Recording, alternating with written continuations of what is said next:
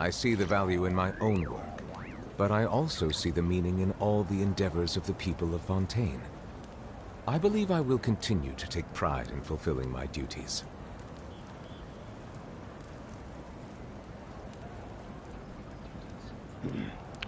Testing, 826.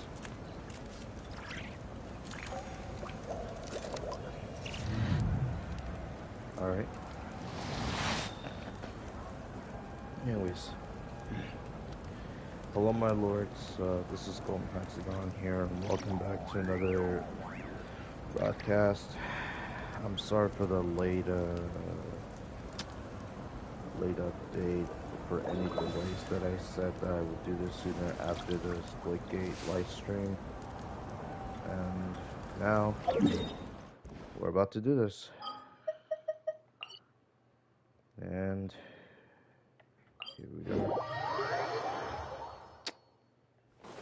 Finally had the time to do it after playing some Fortnite. I just didn't want to do this, you guys, but well, it is what it is.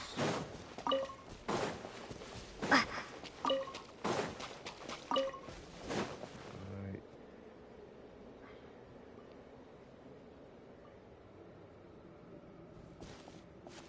Hey, she's sitting up! Is me sitting here a rare sight? No, we just thought you'd be resting. Perhaps I would have been, were it not for the sudden arrival of some unexpected guests. Not that I consider it a disturbance. After all, you are the only ones who are free to enter. Would it not be a little unfriendly of me to lie down while we speak? I didn't realize you put so much thought into little things like that.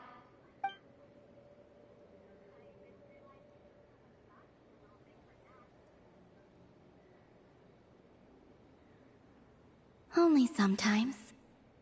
There have been moments lately where I think about you and your companions.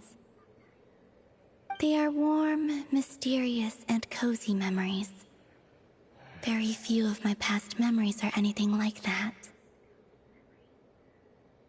They say that travelers return home bearing bags full of souvenirs. But my luggage was empty, and I believed it would stay that way. Return home? So, you're still planning on returning to the moon? Yes. This planet continues to reject me, reminding me that I do not belong here. If I remain in Teyvat, there will come a day that I disintegrate. And I don't mean reduced to dust, or turned into food for the flowers. I mean, I will cease to exist entirely. Alright then. Well, we're sure gonna miss you. But it sounds like we'll have to say goodbye. How do you intend to return? The moon prayer night is soon to arrive. On that day, the moon will be closest to Teyvat. The Kuvaki in this land will reach its peak at that time. I merely need to grasp the tide, and with relatively little effort. Oh, Paimon gets it! It'll work like a slingshot! You make it sound like she's gonna get blasted up to the moon. If I did that, I suspect I would crash into the false sky. I will be using a much gentler approach. But I do like the analogy. It's fun. You see? She gets Paimon's sense of humor. In the blink of an eye, the time has come to part ways. It does feel that way, doesn't it? Time seems to fly fastest when you are enjoying it. I have always thought of myself as a wanderer on this earth, and it has never expressed any desire to keep me here. Yet, just as I plan to depart, it tugs at my arm. Is this a gesture of affection? Or is the world mocking me? Oh.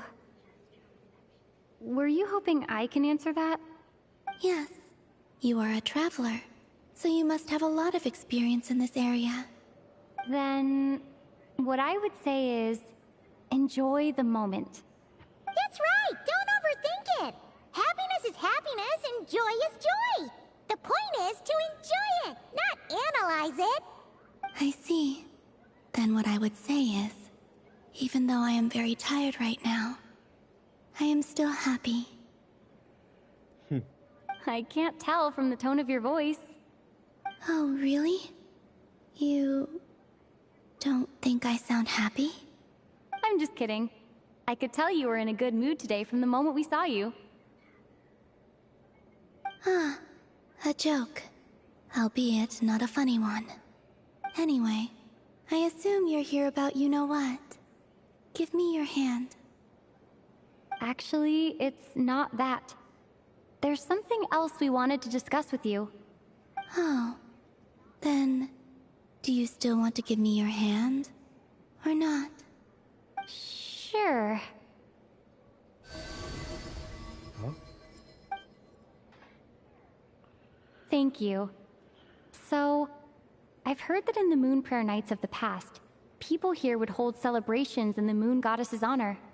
Since you helped so much in our fight against the Rehir of Solnari, I think you deserve a farewell party before you return home. I haven't asked everyone else for their opinions on this yet, but I'd like to invite you to join the upcoming Moon Prayer Night. I've never joined a Moon Prayer Night before. I'm not sure what I would even do. Oh, don't worry about that. We take care of everything. All you need to do is show up. Of course, there's no need to force it if you're not feeling strong enough. This kind of felt like a golden opportunity. But they call me Kutar, and the Fatui have an arrest warrant out for me. I shouldn't appear in public right now. Yeah, there will definitely be complications. But I'll make it work. You have my word. Yeah, we got your back. Well, she does. Paimon's actually not too sure what she's planning. All right, if you're sure.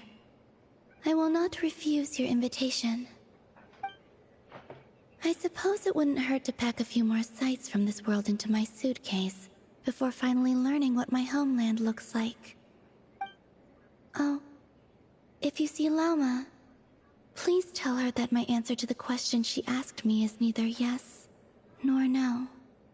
Rather, it is. There is no need. That was kind of cryptic, but sure. Guess it's between the two of you. We'll pass along the message. Bye for now.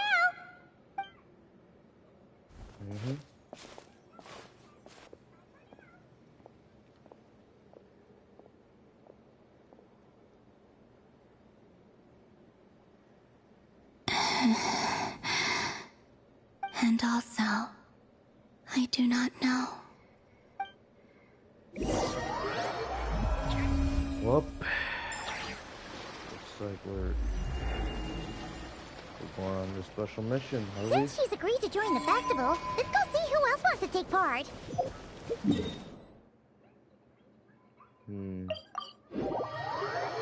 Lauma's gotta be the person most familiar with the Moon Prayer Night. We should start with her. Also, what exactly is your plan to keep her safe? Not sure yet. I'll figure something out. What? Are you serious? And Paimon even gave you her vote of confidence back there. When did you become so sneaky? Yeah, who knows, Paimon. Okay. Look, just shut up and let me do the talking or Hey, something, Lauma! okay? It's us! Huh? Varka? What are you doing here? Beats me. I had a bit too much to drink last night, and when I woke up, I was on Hisi Island. Mr. Varka is helping to oversee Nasha Town's preparations for Moon Prayer Night. He is here to go over some details regarding the decorations and custom cloth designs. Right, yeah, that too. What do you mean, that too? Yes. Celebrating this festival is a long-held tradition here in Krai. On this day, the crescent moon at the top branches of the verdant crest turns into a full moon, and the moon prayer blossoms bloom with a special radiance.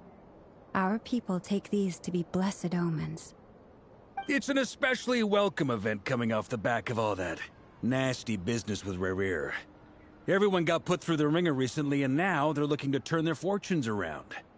The big shots in town all agree that a big, lively celebration is just what we need to rebuild people's faith in this place. No wonder Catherine said that people weren't so bothered about the religious element. That's right. It's become more of a local custom by this point. The celebrations have little to do with whether the religious stories behind this event are true or not. Even the Frost Moon Scions are eagerly awaiting the coming of Moon Prayer Night, despite now knowing that their past beliefs were founded on a falsehood. That's fair. It's a bit like the Lantern Ride in Liyue. It's a chance for people to enjoy themselves, not debate the existence of the Adepti. Oh, one other thing. We just went to see Columbina. We went ahead and invited her to take part in the festival this time. Hope it's okay. Wait, so... you mean she agreed to it? Huh. That's quite a surprise. Then, I suppose that she intends to return to the moon on that day. Oh, yeah. It's kind of a complicated process, but basically, it's like a slingshot. She probably shouldn't have endorsed. I can't pronounce that, honestly. Metaphor. Okay, I think I remember that word. I understand. In truth, I had a feeling that she might make such a decision. Well, if Kuthar has decided to participate in the festival, we should prepare accordingly. Yeah, exactly. She was saying how it could be risky for her to show her face in public. We were wondering if there was any way we could hide her. Unfortunately, the people who carved the statues did an excellent job of capturing her likeness. It will be very challenging to hide a goddess whose face everyone is so familiar with. Darn! We may have bitten off more than we can chew here. Nah, don't sweat the small stuff. We can handle that. Huh? Are you saying you have a plan? Not as such, no, but the most important thing with a festival is to keep the mood light and your spirits up. You can't go preparing for a festival with those long faces. You'll never convince anyone to enjoy themselves. The Mondstatter spirit is strong with this one. As it happens, I agree with Mr. Varka. Let's start by making our appreciation for Kuthar the beating heart of the festive atmosphere. And who knows? Once we get the ball rolling, perhaps everything will just fall into place. Hey! Did you catch that? Lama said the thing! Or close enough, at least. I'm looking forward to the Moon Prayer Night already. We have a festival in Mondstadt called Windbloom, and you can always tell which couples are celebrating it for their first time by the smiles on their faces. Big, beaming smiles like their whole face is glowing. And I have a feeling we'll get to see that same smile on the Moon Goddess's face at this festival. Not quite the same, surely. Anyway, I'll take care of business in the city, but I'll have to leave the decor up to you and the Frost Moon Scions. No one else can capture that traditional aesthetic quite like you guys. But lastly, there's the final key element that brings the festival to life. Companionship. Before you leave, let me show you something that we've been preparing. Mr. Varka had asked to see it already, so you may as well tag along. Also, I have some further questions about Kuthar's decision. Like, how exciting.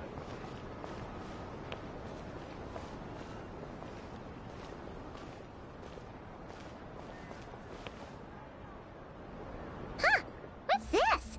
They sure look like they're having fun. I believe so. Kuhenki seem very skilled at playing drums like these, although I'm not sure where they learned it from. Maybe it's an innate talent? In their eyes, they're probably just playing with toys. Luanatar!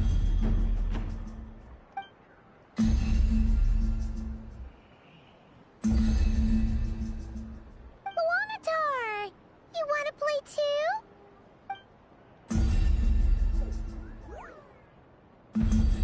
Guess not. Yeah.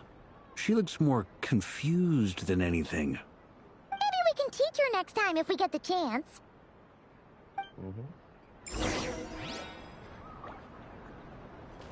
What are these floaty things? Moon veils. We hang them from buildings in the city during the festival. When you look at the sky through them, it creates a lovely misty effect.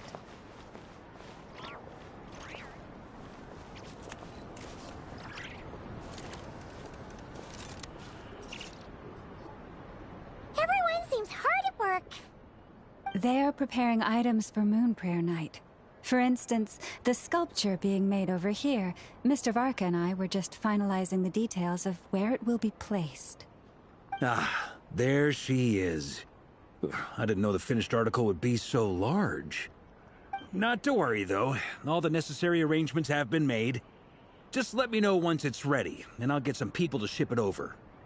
You have my thanks. And over here, we are preparing a very traditional confection. Oh, look at all these colors! It looks great! Can Paimon try one? Of course. I have a feeling you'll like it a lot. You bet! Sweets and treats are Paimon's favorite! Wait, If you included those in the Feast of the Moon, I bet Paimon would have joined the Frost Moon Scions by now. There will also be verdant crests like this present in Nasha Town during the festival.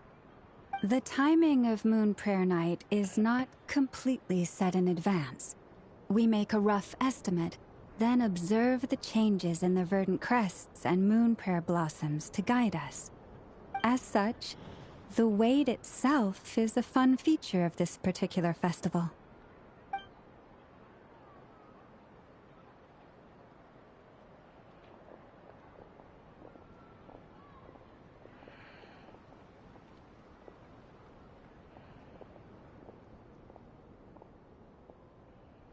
Let's talk here.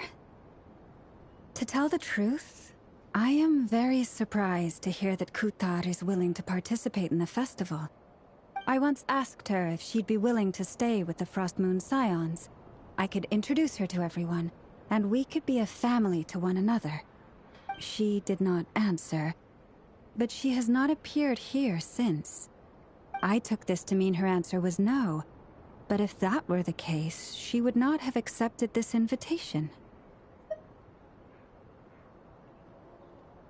There is no need. Ah, I see. Maybe she is right. Maybe the Frost Moon Scions of today no longer need a moon goddess. But my wish was not for her to come here and be worshipped as a deity. I simply wanted to offer her a place to stay. I'm sure she believes that showing herself here might invite Fatui intervention, and as such she does not wish to cause us trouble. But what really pains me about all this is that this is her birthplace. She ought to belong here, yet no one has been able to grant her shelter. I think I'm qualified to weigh in here. When someone's about to depart on a long trip, what they need is blessings, not burdens. We should wish her the best, not make the journey harder than it already is. Anyway, she's agreed to attend, hasn't she? All we need to do is simply respect her decision. I see your point. Yes, she will soon depart after all. Our job is to leave her with some happy memories. Besides, who's to say her journey to the moon is a one-way trip? It's not like she can't come back and visit if she wants, right? Paimon agrees wholeheartedly. Festivals are all about having fun, so let's keep it simple. All right, I'm gonna head back to Nasha Town soon. Wanna come with? I'm guessing you have some other folks to visit there. Sure thing, let's go! Bye for now, Wilma! Thank you all. Goodbye.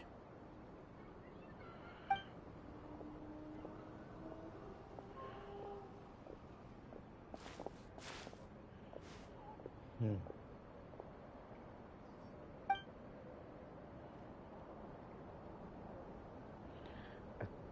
It sounds good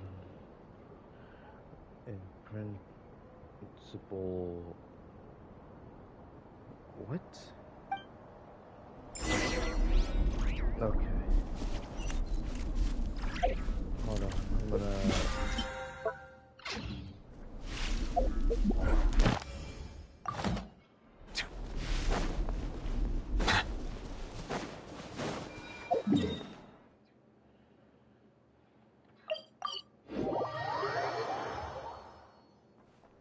Ad Astra. Well, finally. I am sorry.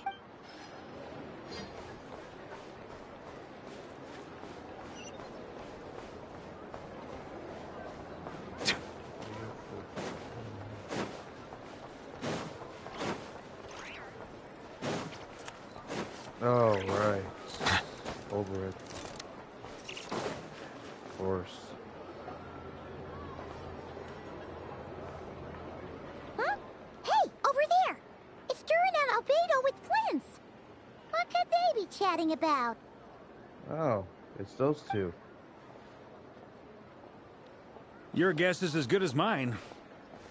Ah, Grand Master, and the Traveler in Paimon. Hello there. It's been a while. Perfect. We have some new volunteers for our investigation.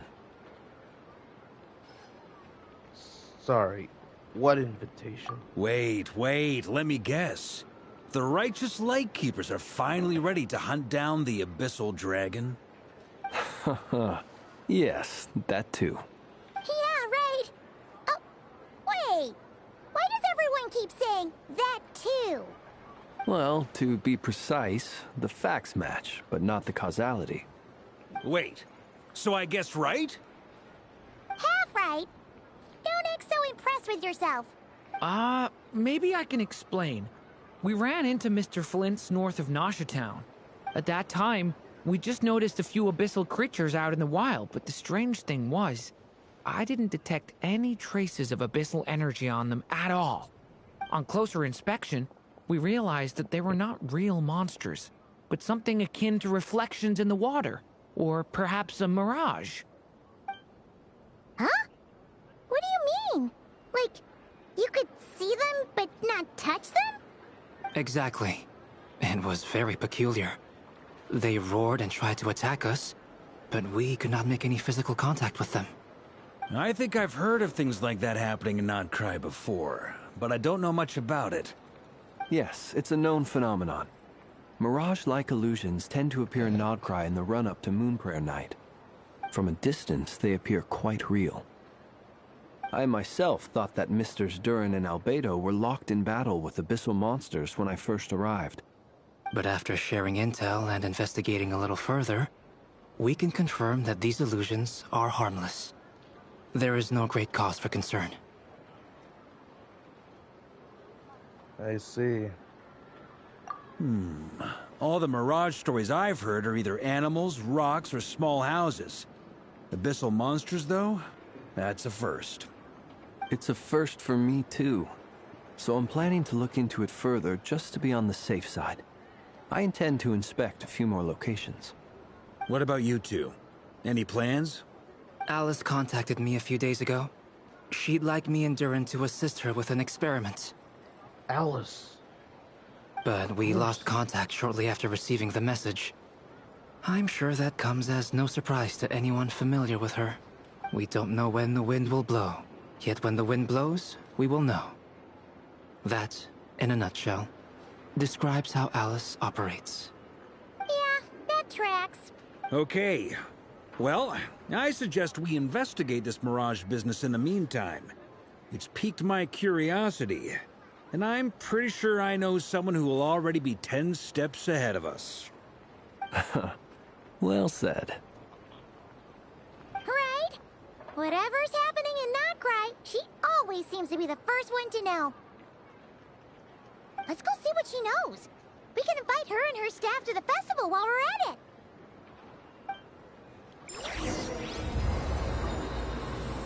Well. Yes, the game is on.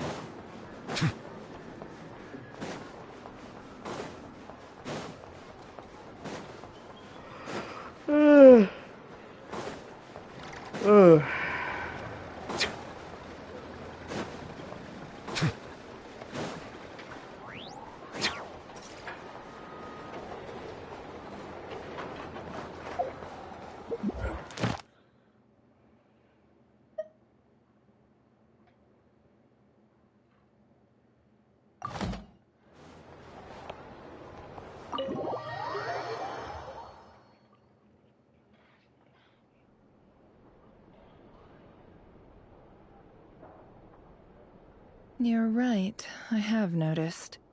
There's certainly something a little fishy about this situation. Only a little, though. Records indicate that this phenomenon can occur in the days before and following Moon Prayer Night. That said, it has always been a rare sight in the past. The odds of encountering these phantoms are similar to looking up in the night sky, happening to see a shooting star, and managing to make a wish before it disappears. But this time, either everyone's getting lucky, or they're appearing far more frequently than usual. Yehoda's out gathering intel as we speak.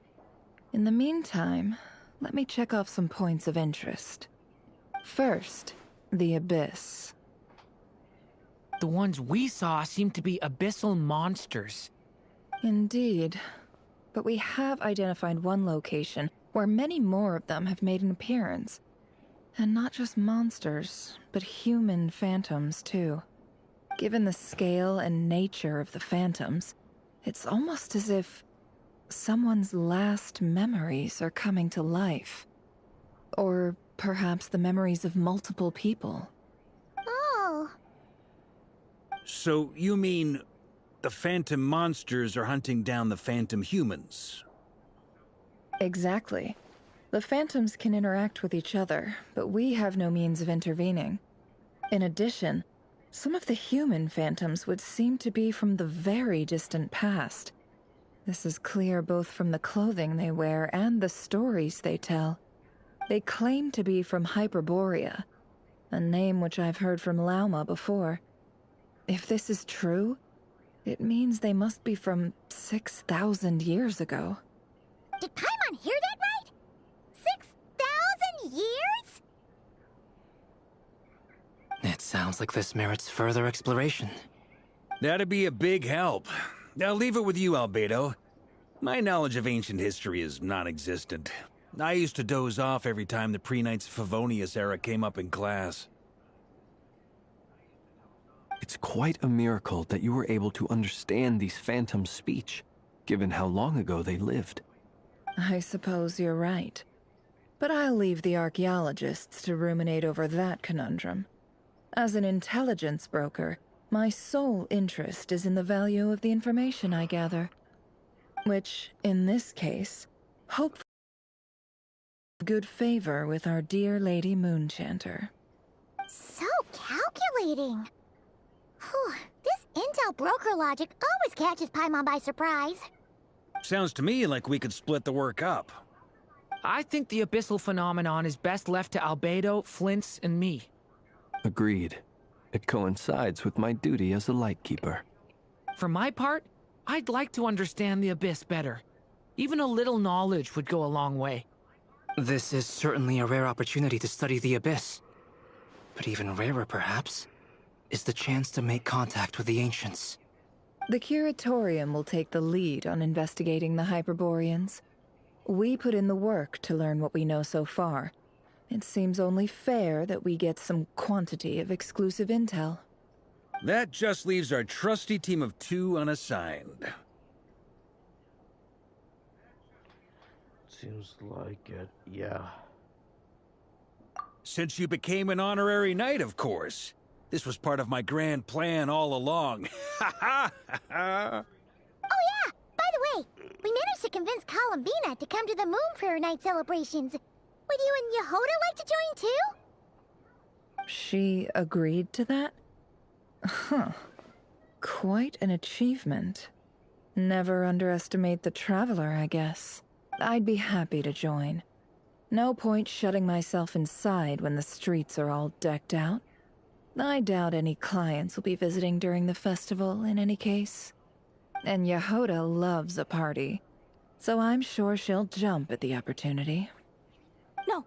No. No. No. No. No. No. No. No. What Way to contradict me in front of... Wait. No, that's not what I have bad news, boss. So many people. All right, everyone inside, quick.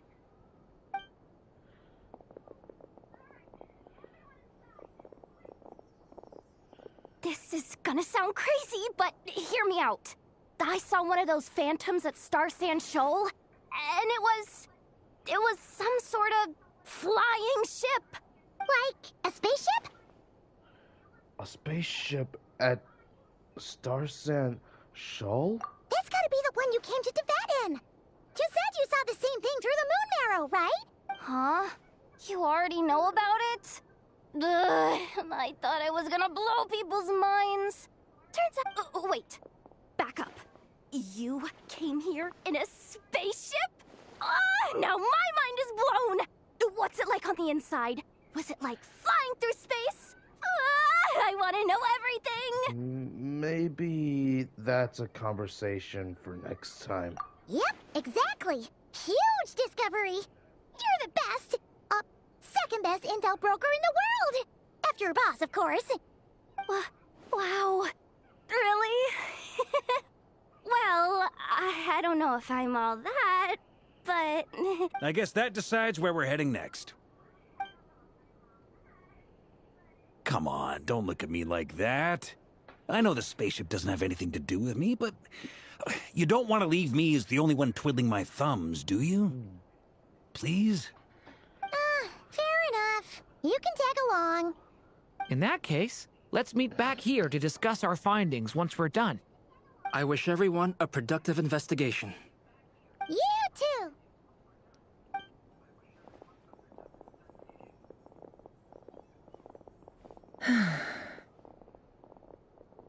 What's up, boss? Aren't we gonna head out? Tell me, Yehoda, when did the curatorium start giving out intel for free? Oh, Idiots.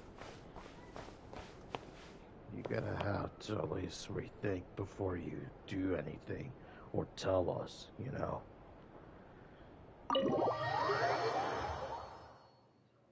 Why not stay calm and take your time to explain? I mean, isn't that the best part?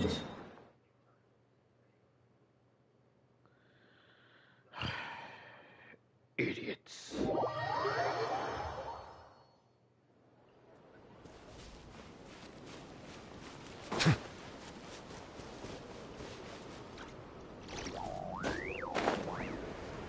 Wait a minute. Is that the spaceship?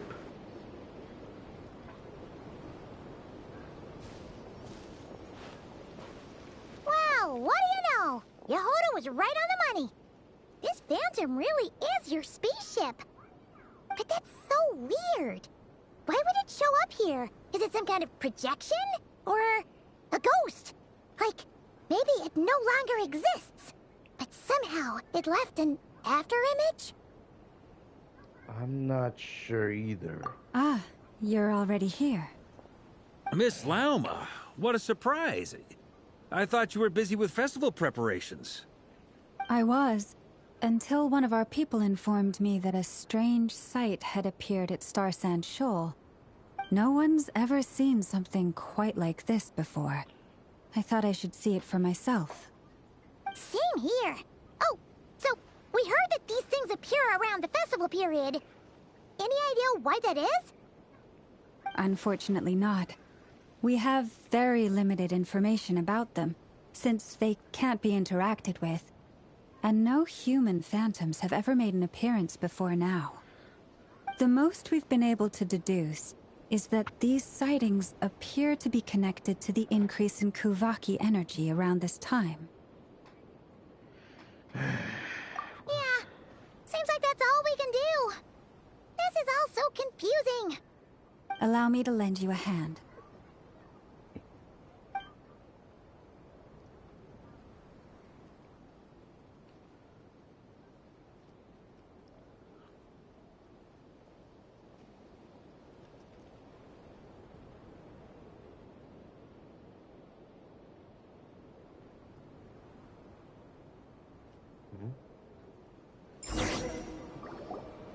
Everyone, our friend here should be able to provide us with some information. Is that a phantom Rhyme-horn deer? I've heard about how the Frost Moon Scions live in harmony with the animals, and can even communicate with them. That's coming in handy now, for sure. Okay. Yes, I understand. Then how about this?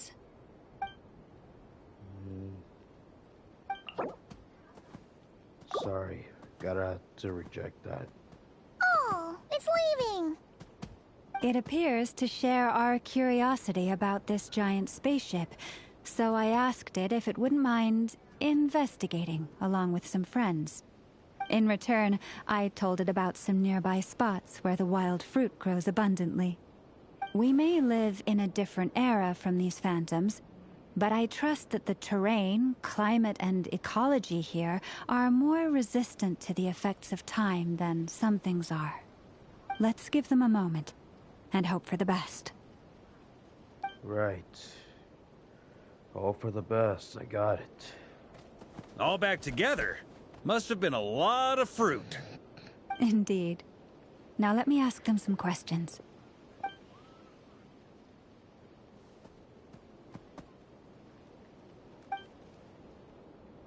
It did find a lot of wild fruit, enough for them to feast for a long while.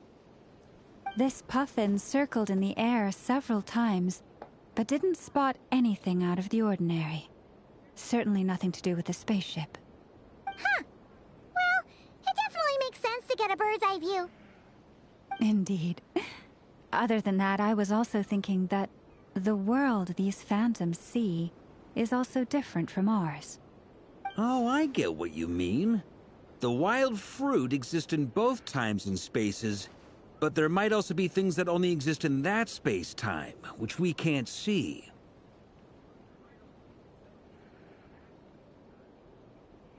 Because we don't see their whole world.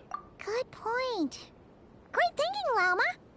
Blunthorn rhinos can use kuvaki to shift great rocks, but this one says it couldn't get that ship to budge by even an inch.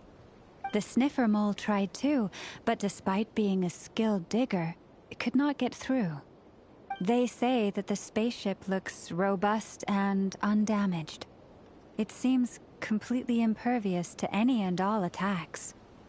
Whatever lies within is well defended from harm.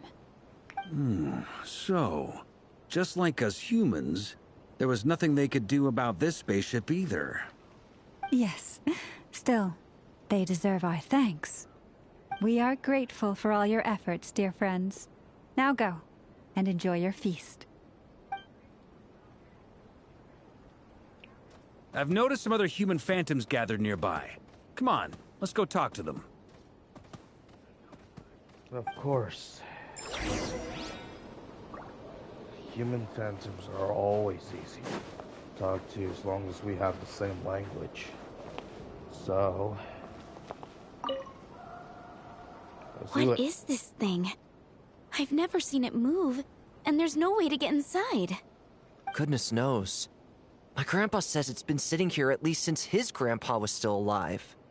What about his grandpa? Did he say anything to your grandpa's grandpa about it? Huh? I don't know. In all likelihood, it was here back then too. Hard to imagine something this huge could move. Guess that means that as far as they're concerned, this ship's been around a long time.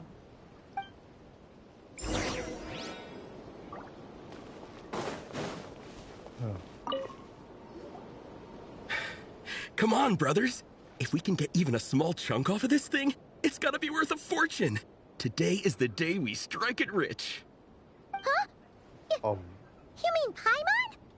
Yes, Oh. brother, I shall join you. Let's make our fortune. We should go with them. What the? This thing is crazy tough. I can't even scratch it. What's it made of? Sorry, brother. Looks like we'll have to seek our fortunes elsewhere. Enjoying yourself? I was just seeing if I could influence this phantom's perception by playing.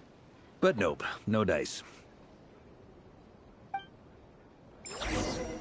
Oh man. I'm sure Always we're all starting to build up an idea of what's going on here now that we've spoken to some of the people.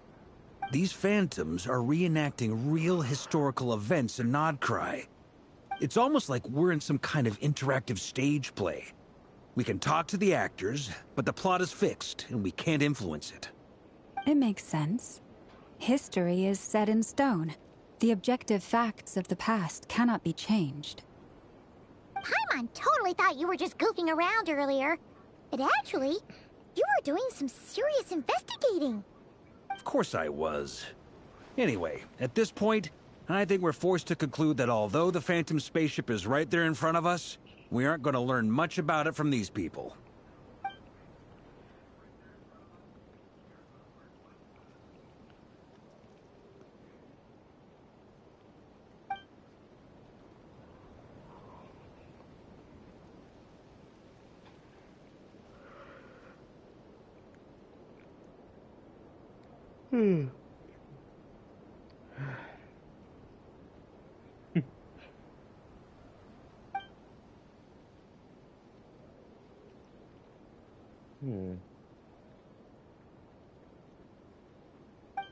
Don't be discouraged. If nothing else, this is proof of the ship's existence. And think about it. So many people tried to hack their way inside, but no one could get the door open. It's made of very tough material. To me, that says that we'll either find the ship itself or the story behind it. It's just a matter of time. Wait, didn't I have the key for that? Thanks, Varka. Huh. Every now and then, when Varka gets serious, he actually does seem like Grandmaster material for once. I wonder how the others are doing. Let's head back for now. Sounds good. Also, drinks are on me if Team Knights of Favonius is the first to finish. Wait, we have a team name now? Am I in Team Knights of Favonius as well? You're very welcome to join. We've even got a cathedral ready for you. Isn't that technically blasphemy? You wouldn't dare make a joke like that if Barbados was in earshot. Nah, I'm sure Barbados doesn't mind a little harmless blasphemy once in a while. Well, at least we know about that ship.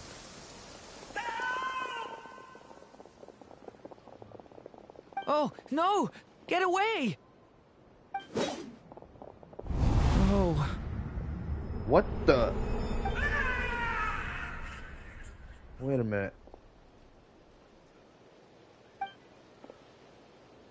They can't see us? I know it's hard to stomach, Mr. Duran.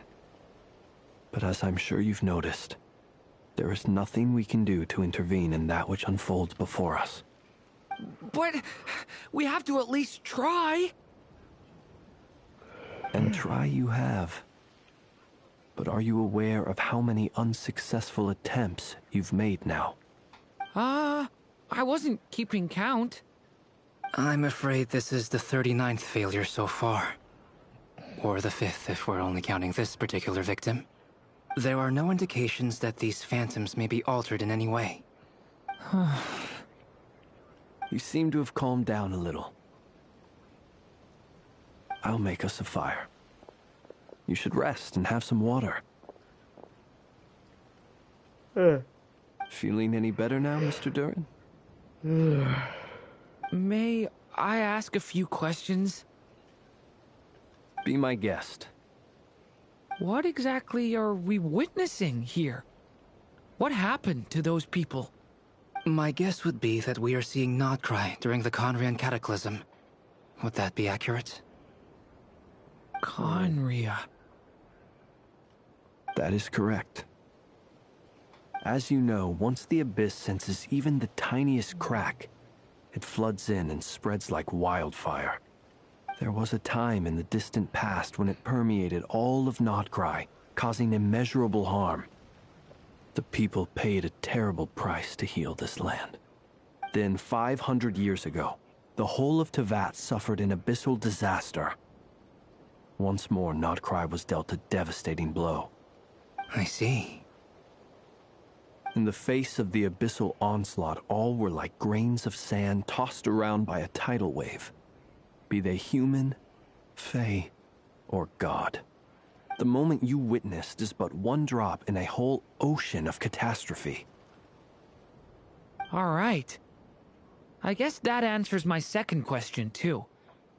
I wanted to know why there's nothing I could do to help them, and that's because what we are seeing is history. That would be my guess as well. As I understand it, history and fate are not all that dissimilar. The latter may be unseen to us, but both are immutable. Yes. Fate was determined long, long ago. I still have a couple of other questions for you, Mr. Flint's. You mentioned more than one abyssal disaster that has struck this land in the past.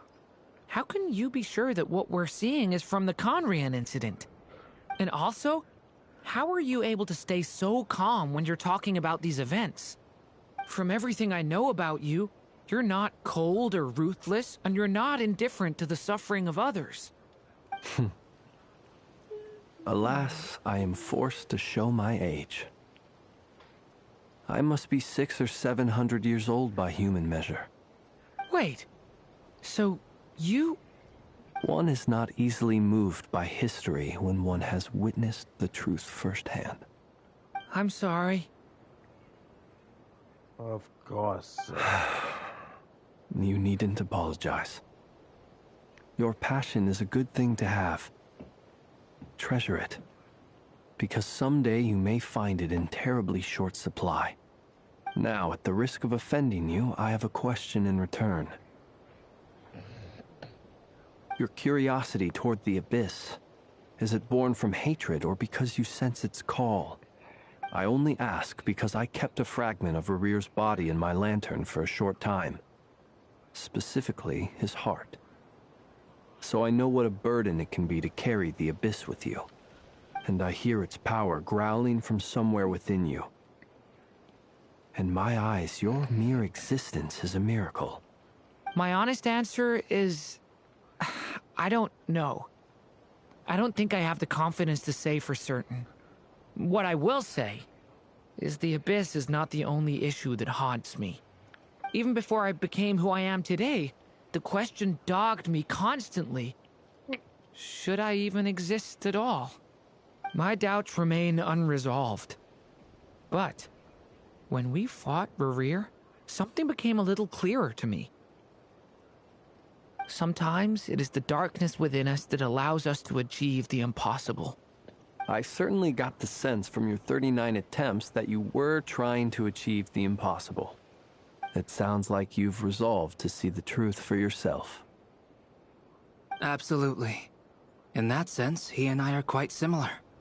Then I wish you every success. I look forward to the day of your transcension. Well, if everyone's caught their breath, I suppose we should head back. Oh, and one last thing. I'd appreciate if you kept our discussion about history a secret. Weapons. Incredibly, our separate investigations led us all to the same conclusion. Hooray for consensus! Yeah, but we barely learned anything, though. I totally thought this would be the mother lode. Talking with the ancients? I mean, come on! But nope. All we got was useless snippets of conversation. And all this stuff about moons and hyperopia. What a load of baloney. Seems like people back then had a few screws loose. I understand your frustration. We found the same issue. Each phantom only showed a very brief moment in time. There isn't much value to be found in these miscellaneous fragments of a civilization's history. no matter how glorious it may have been. If there's a silver lining, it's that these phantoms are harmless to the present reality. They shouldn't get in the way of the festivities. Paimon agrees. And not just because it's the first thing she understood in this whole conversation. You look disappointed, Nefer. Is something the matter? What do you think? We all worked our tails off, but the only one to gain anything from it was you, Lady Moonjanter. Well, please do share the Hyperborean records with me. I will gladly inscribe them in our people's documents. Oh, duh! Yeah! That was it! Hyperborea! Hyperborea. I'm serious. Only an expert in the Frostmoon Scions and their history can turn these records into valuable research material. The alternative is to let them gather dust on the Curatorium's storage shelves until the pages turn yellow. Nefer, you're wise enough to know that cooperating and sharing the profits is the best course of action here. Well, that goes without saying. Sure, let's do that. Huh? But didn't you say we aren't supposed to give out intel for free? Now is not a good time to push Nefer's buttons. Anyway, back to Moon Prayer Night. I'm thinking that we should prepare something a little special, aside from the usual decorations and so on. You mean a parting gift? Can't go wrong with food. Although, does food go bad on the moon? Perhaps a lantern would be a better choice. It might be dark up there. It could prove difficult to light a lantern on the moon. Magical stones might serve that purpose better. What about a clockwork mecha model from Fontaine? I've got a whole bunch at home. I use them for fighting practice in my free time. None of these sound like things she would be even remotely interested in. But we don't interact with her enough to know what she likes. Yeah. It would really save us the guesswork if someone could find out what she's into. Wait, what the? Traveler? They're all looking at you. I'll find a chance to ask her. Great! Haha, problem solved. Now, I need to stop by Dory's. Gonna need her help sourcing a bunch of stuff for the festival. Then let's leave it there for now. We all have our own business to attend to. Traveler, if you find out what Kutar likes, let us know right away. Gotcha.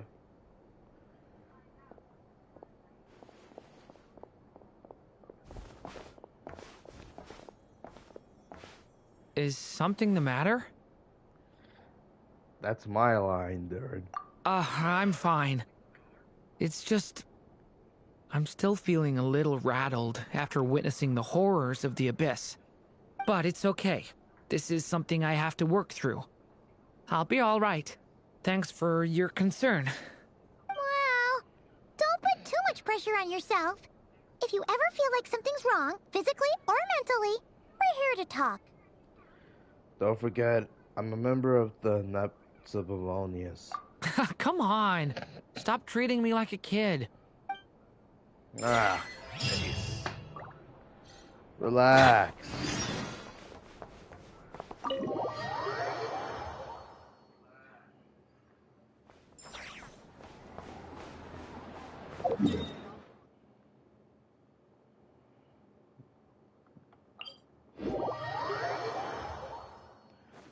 Oh, donkey! This is the worst right here. Eating silly cheesecake for breakfast, lunch, and dinner. Oh, I need to go. I need to go. Oh, give me a coke. Oh, I need donkey. Donkey! Donkey! Huh? She's not here.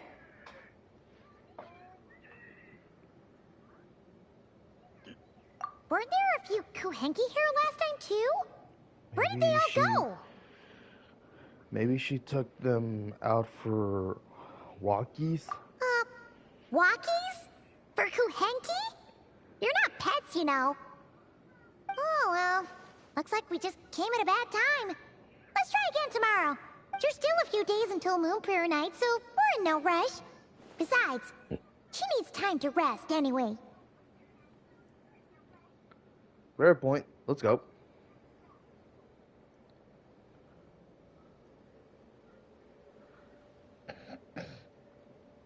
Calamina! Are you back yet? Oh, how strange. Looks like she still isn't here.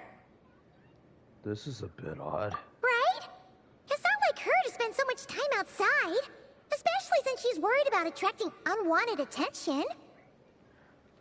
By the looks of it, she hasn't been back all day. What about Luonatar? Luonatar, you there?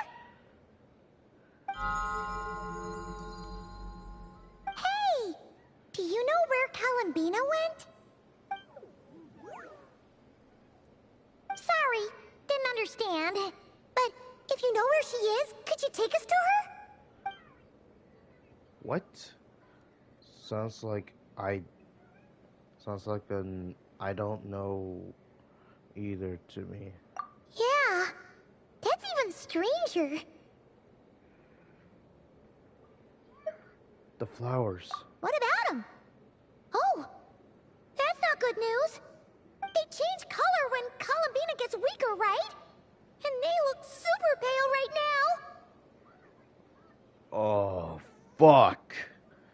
Let's go. We got to find Llama. Good idea. She might know what's happening.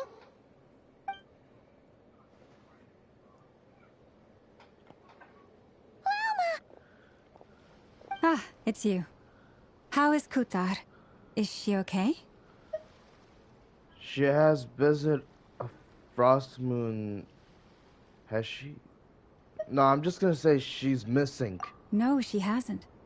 I came here to check on her after I noticed the flowers had changed color.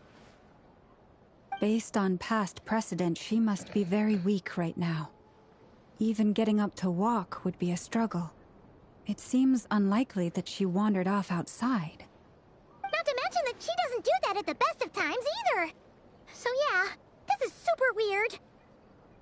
Has anyone approached Silver Moon Hall lately? No. Very few people are in the know about Kutar's whereabouts. And if anyone suspicious had visited, they'd have left some sort of evidence. Come on, let's go to Nasha Town. If anyone has seen her, someone there will know about it. It's not Krai's information hub after all. Makes sense. Let's go!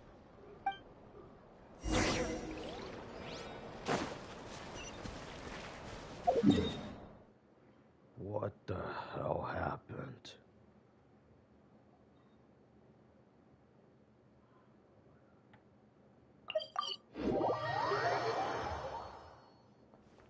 Add Astro.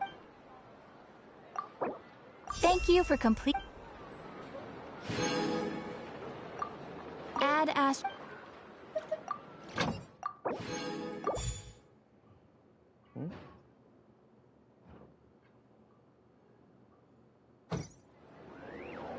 Alright. I don't know what the others are up to, but I'm just gonna keep playing and streaming at the same time. I hope they're not into trouble or something.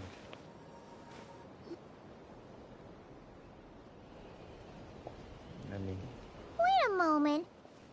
Is it just Paimon, or is this stall kind of suspicious? It's never been here before, right? No, I don't recognize it. Alas, your free and easy adventure time is over. Now, prepare to face the final boss of Nod Krai. Whoa! Where'd that voice come from? Not sure, but it's definitely hostile. No, no, no, not that way. The final boss is right here. The sniffer mole? That's the final boss? Surely not. Also, Wait, that voice is a little familiar. Okay, the jig is up. I'll stop teasing you. Turn around. I'm right behind you. It seems I've managed to leave quite an indelible impression, even though you've never seen my face. Ah, nothing could make a great mage more pleased with herself. No! Oh my god. Wait, hold on. I'm gonna... Look, I got done taking an image.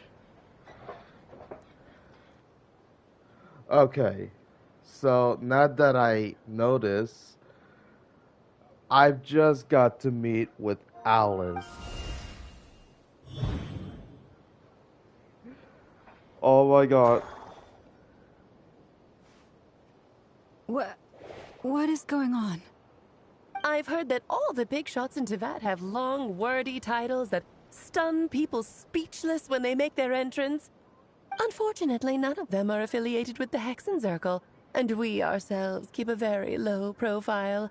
The notorious name-dropping doesn't quite work for us. Still, I, for one, think I'm really quite amazing.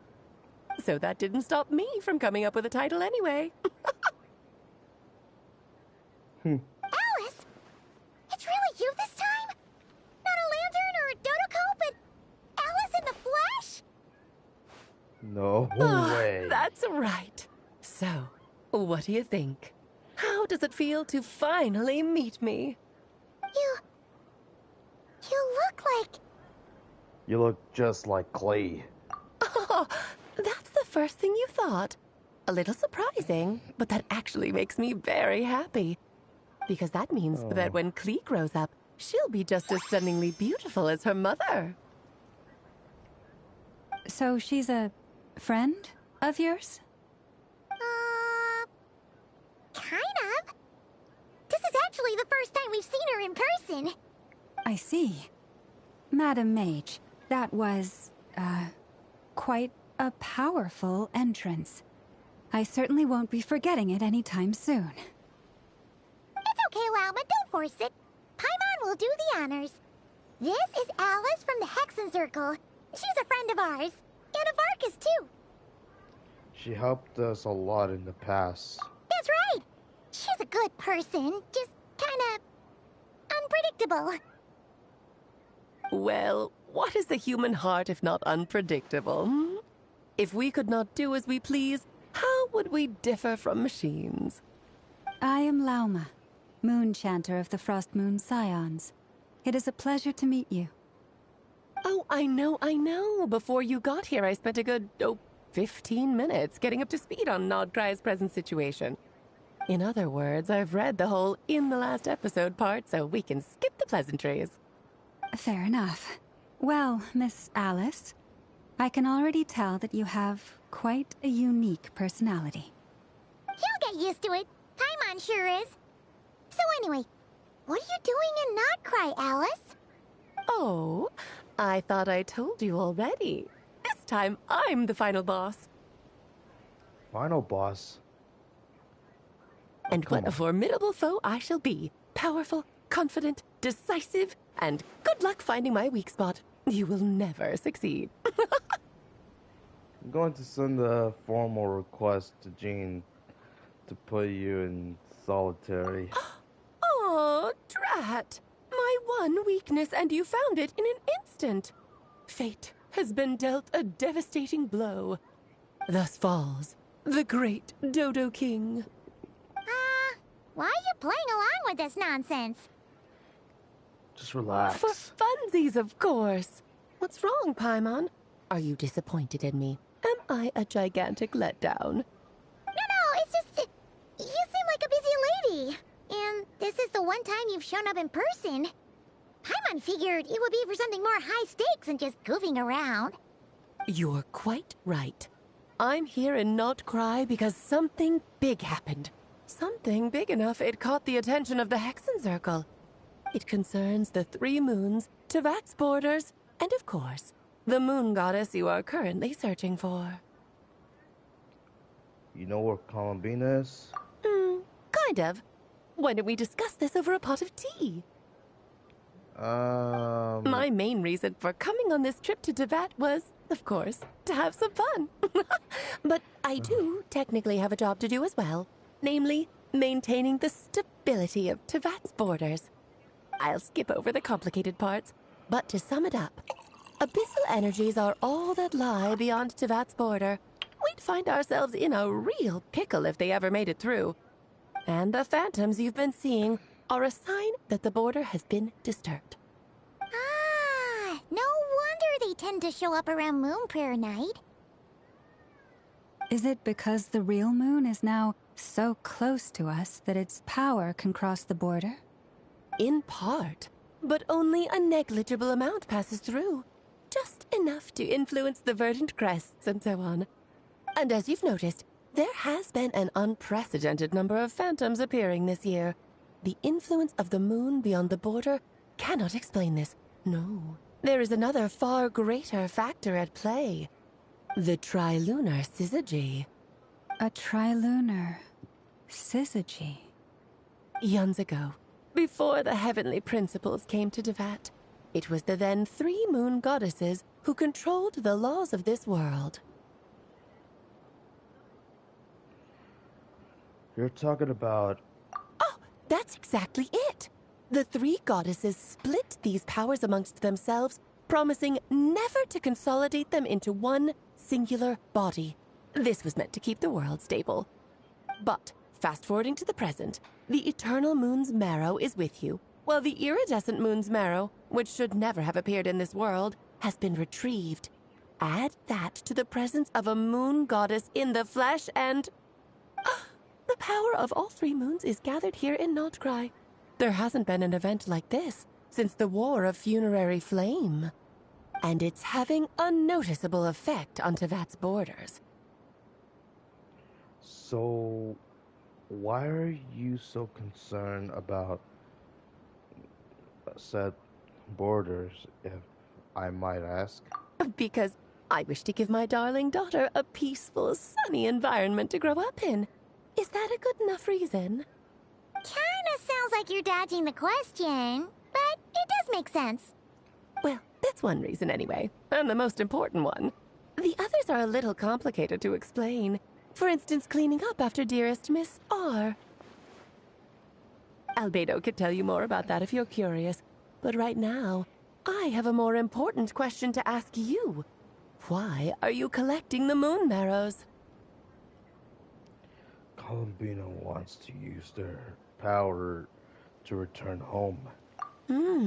I see. Nicole told me about that legend once. Nicole? You mean Mage Anne? Oh, so you remember. We've heard her voice in Fontaine. Yes, of course. That was a story about fate, her area of expertise. But back to the story of our dear moon goddess. I'm afraid her intended method of returning to the moon is unlikely to work anymore. What does that mean? She may be missing, but she hasn't gone anywhere. She has disappeared. What? Once... Wait. My body is so... heavy. Wait, no. It's my mind that's heavy. My arms and legs are as light as a feather. What's happening to me? I feel drowsy, like I've been asleep for too long. Is it daytime or nighttime? Is the moon out? I think I'll go for a walk.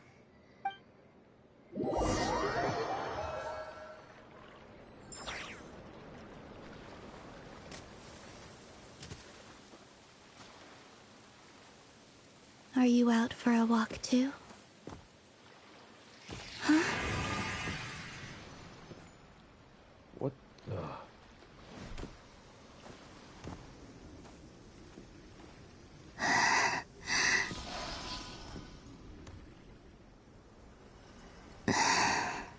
The day come at last.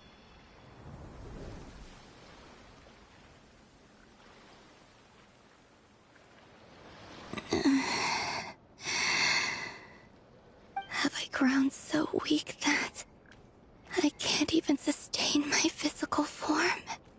But Moon Prayer Night is nearly here. I was so close to returning home. Death is near.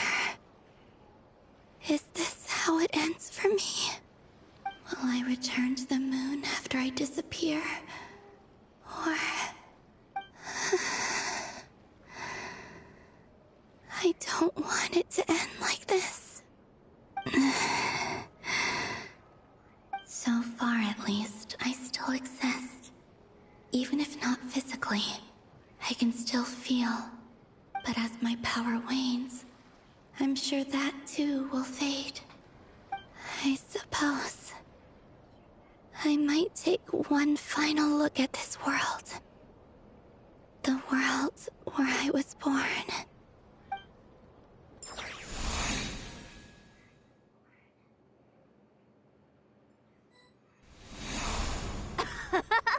Come on! Come on! Wait for me!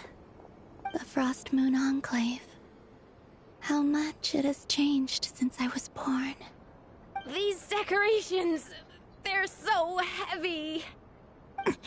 It's times like this when you kind of wish men could be priestesses and acolytes.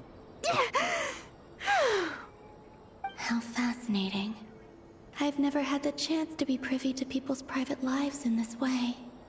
In the past, people would get so solemn and serious the moment I showed my face. Like they were frozen stiff. Karina, Lametti, it's time to eat. Coming!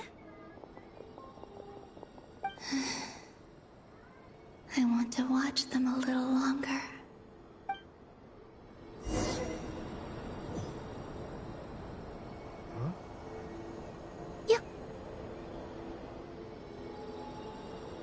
I'm playing as Columbina? Jeez. So just fill these balloons with air, right? Yep. Try a couple now to test things out.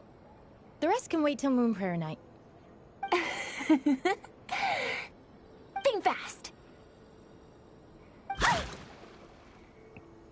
Rita! Teasing an acolyte of the Frost Moon Scions? Surely that's a punishable offense. Take this!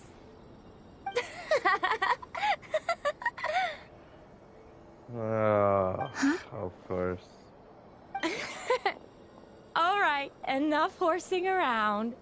Lady Lauma gave us a task. We should get back to it.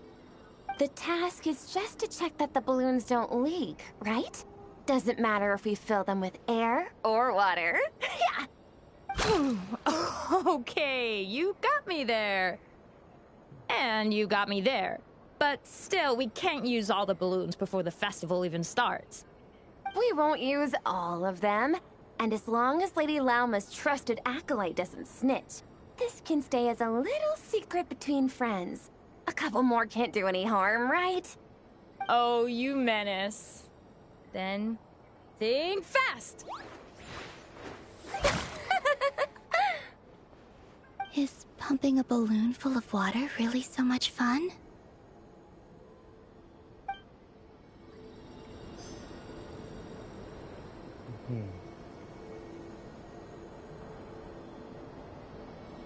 Not sure what's going on.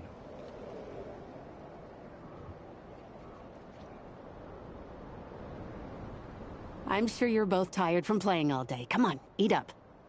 A plain, humble meal. That has always been the way of the Frost Moon Scions. Huh? How come Lametti got a midsummer berry dessert? Oh, I always get Lockaberry. I don't mind sharing.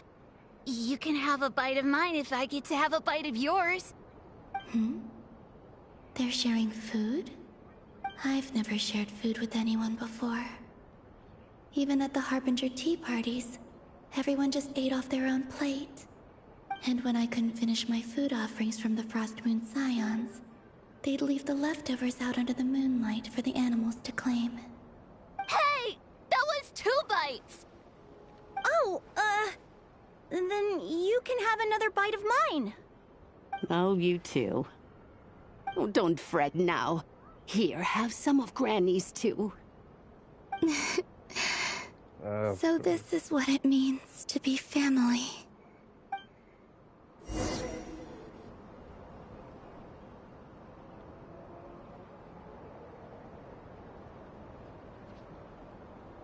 I'm seeing so much that I'd never usually get to see. They'd never act like this when I was around.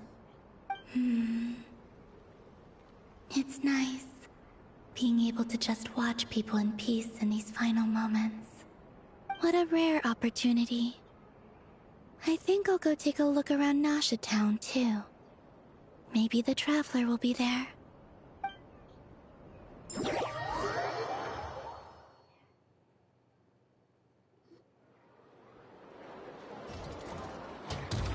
After the War of Funerary Flame, the Moon Goddesses were no longer recognized by Teyvat. They lost the whole foundation for their existence. That's why the Moon Goddess's strength is fading. She cannot withstand the world's rejection of her. It's just like what Columbina said. To be more pedantic about it, the Moon Goddesses did something to offend the heavenly principles, and that's why they were ousted. Something of a recurring theme in Teyvat's history. Theoretically, speaking so candidly should put me in their crosshairs too, but they can't tell me what to do. I'll say whatever I want. Anywho, the Moon Marrow energies were but a drop in the bucket for her, and that battle against the Ray Hair of Solnari only weakened her further. Fortunately, it happened close enough to Moon Prayer Night when the Kuvaki concentration here is high. That's the only reason she managed to survive this long. What do you mean, fortunately? You said she disappeared. We're too late. Ugh, what a headache. I thought this was all common knowledge. I guess I have some more explaining to do. Okay, buckle up. It's time for another lecture. I don't see why not. Now, I said earlier that the Moon Goddesses lost the foundation for their existence. The reason for that has to do with the natural order. Basically, the rationale for their existence in Teyvat was lost. The same logic applies to the present Moon Goddess, too. Consider her existence so far. Her comrades in the Fatui called her Damselette. And she was worshipped as Kutar by the Frost Moon Scions.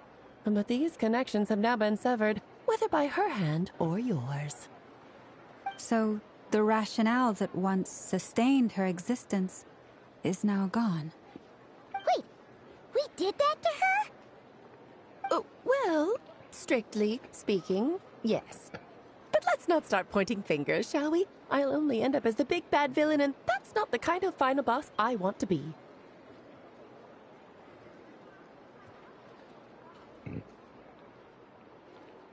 Of course I do. I'm only the greatest mage in the whole entire world.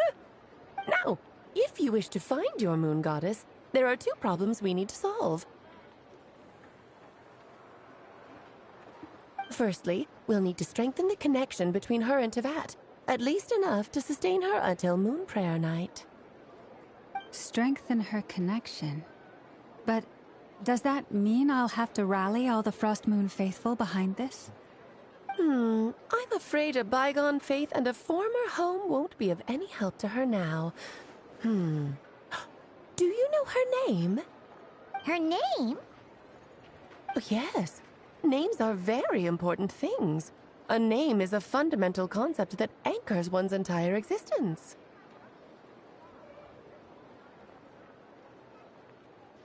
Then your first job is to find it. As a Moon Goddess, I'm sure she must have a name she identifies with. Neither Columbina nor Kutar is her true name, and she's never really accepted either of them. So, finding out her real name is enough to sustain her existence? Yes, I know it sounds like a small step, but every journey begins that way. So for now, that's all we need to focus on. The second problem is with her plan to use the moon marrows to return to the moon. Unfortunately, piercing through the false sky will take an enormous amount of power. Given her current condition, she won't be able to provide anywhere near enough power, even if she recovers her physical form. But no need to fret. Nicole's the expert in this field, and I'm sure she'll figure something out. Wait, Mage N is going to help us out too? That means we've got 2 Hexacircle mages on the case. This is turning into a pretty big deal. Actually, this is more of a side quest for me. Like you said, I'm a busy lady, so I can't stay for too long. I'll have to return to Tevat's border soon.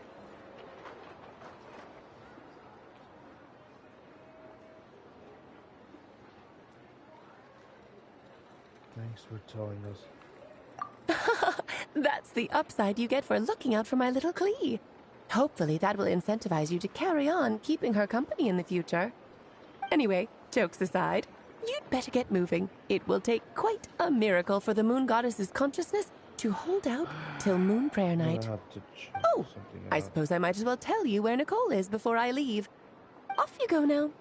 Time to meet your new friend. Oh, yes, and a little suggestion. Don't forget to mind your heads. What? I wonder how Durin's doing. I should really go see him before I head back. You really are super busy. I most certainly am. There's so many children I have to keep tabs on just in Mondstadt. Durin, Albedo, Venti, Varka.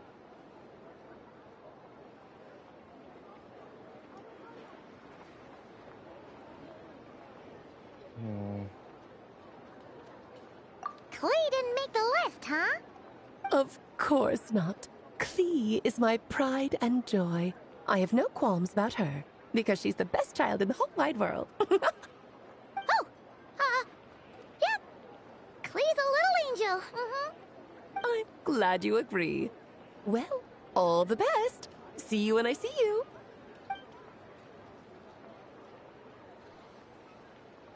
She left in a hurry. Yeah, she didn't pack up her stall. Should we handle it for her?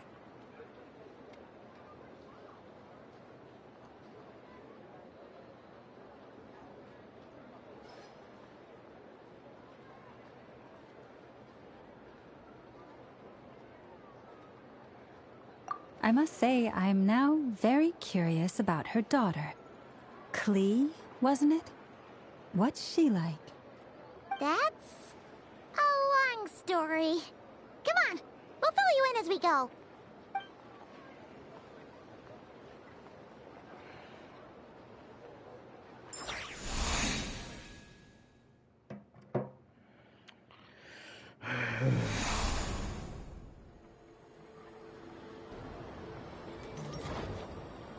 What a lively place.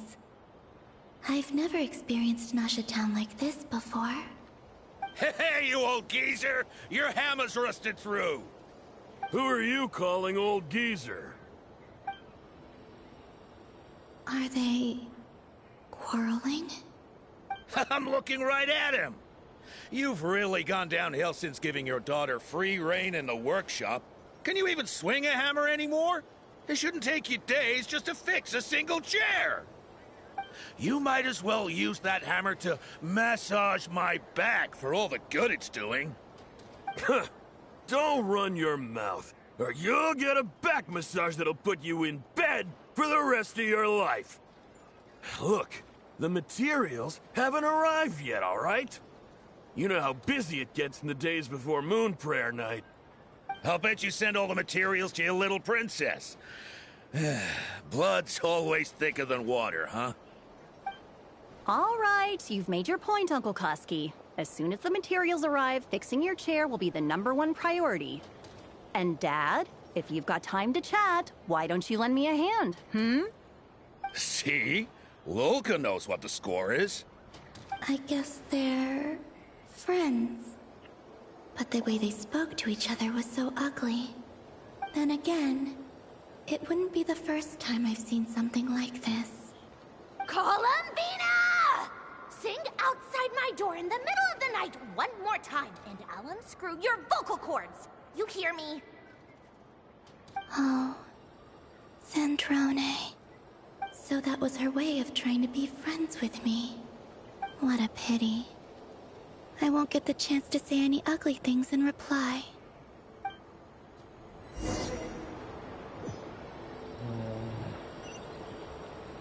I don't know when the Archon course is going to take, but... Hey, have you decided what to give her for Moon Prayer Night? I sure have. She's gonna get the surprise of her life when she's least expecting it. Then I'll whip out the ring and pop the question. The surprise of her life. What a fun turn of phrase. Cool, I get the picture. You can spare me the gushy details. Ooh, looks like we have a customer. Hello there, ma'am. Would you like some Moon Prayer Night candy? Huh? Is he talking to me? Can he see me? Here you go.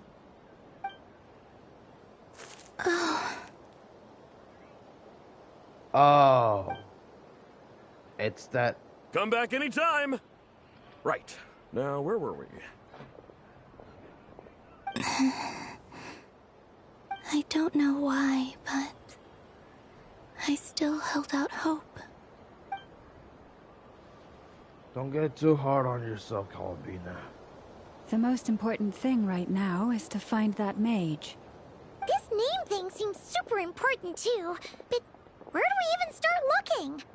I'd better go pay the Fatui a visit.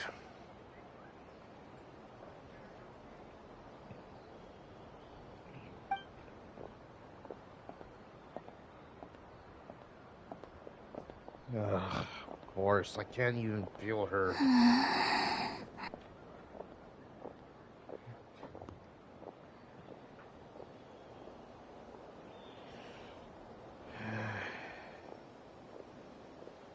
Columbina?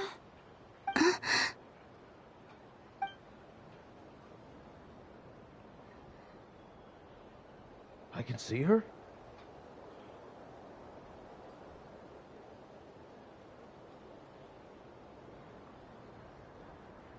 No, I can't. Traveler? Let's go! This is no time to be spacing out!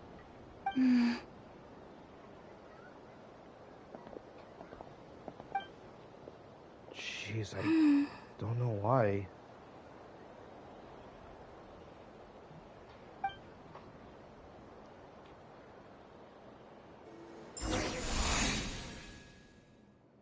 Maybe it's not so bad.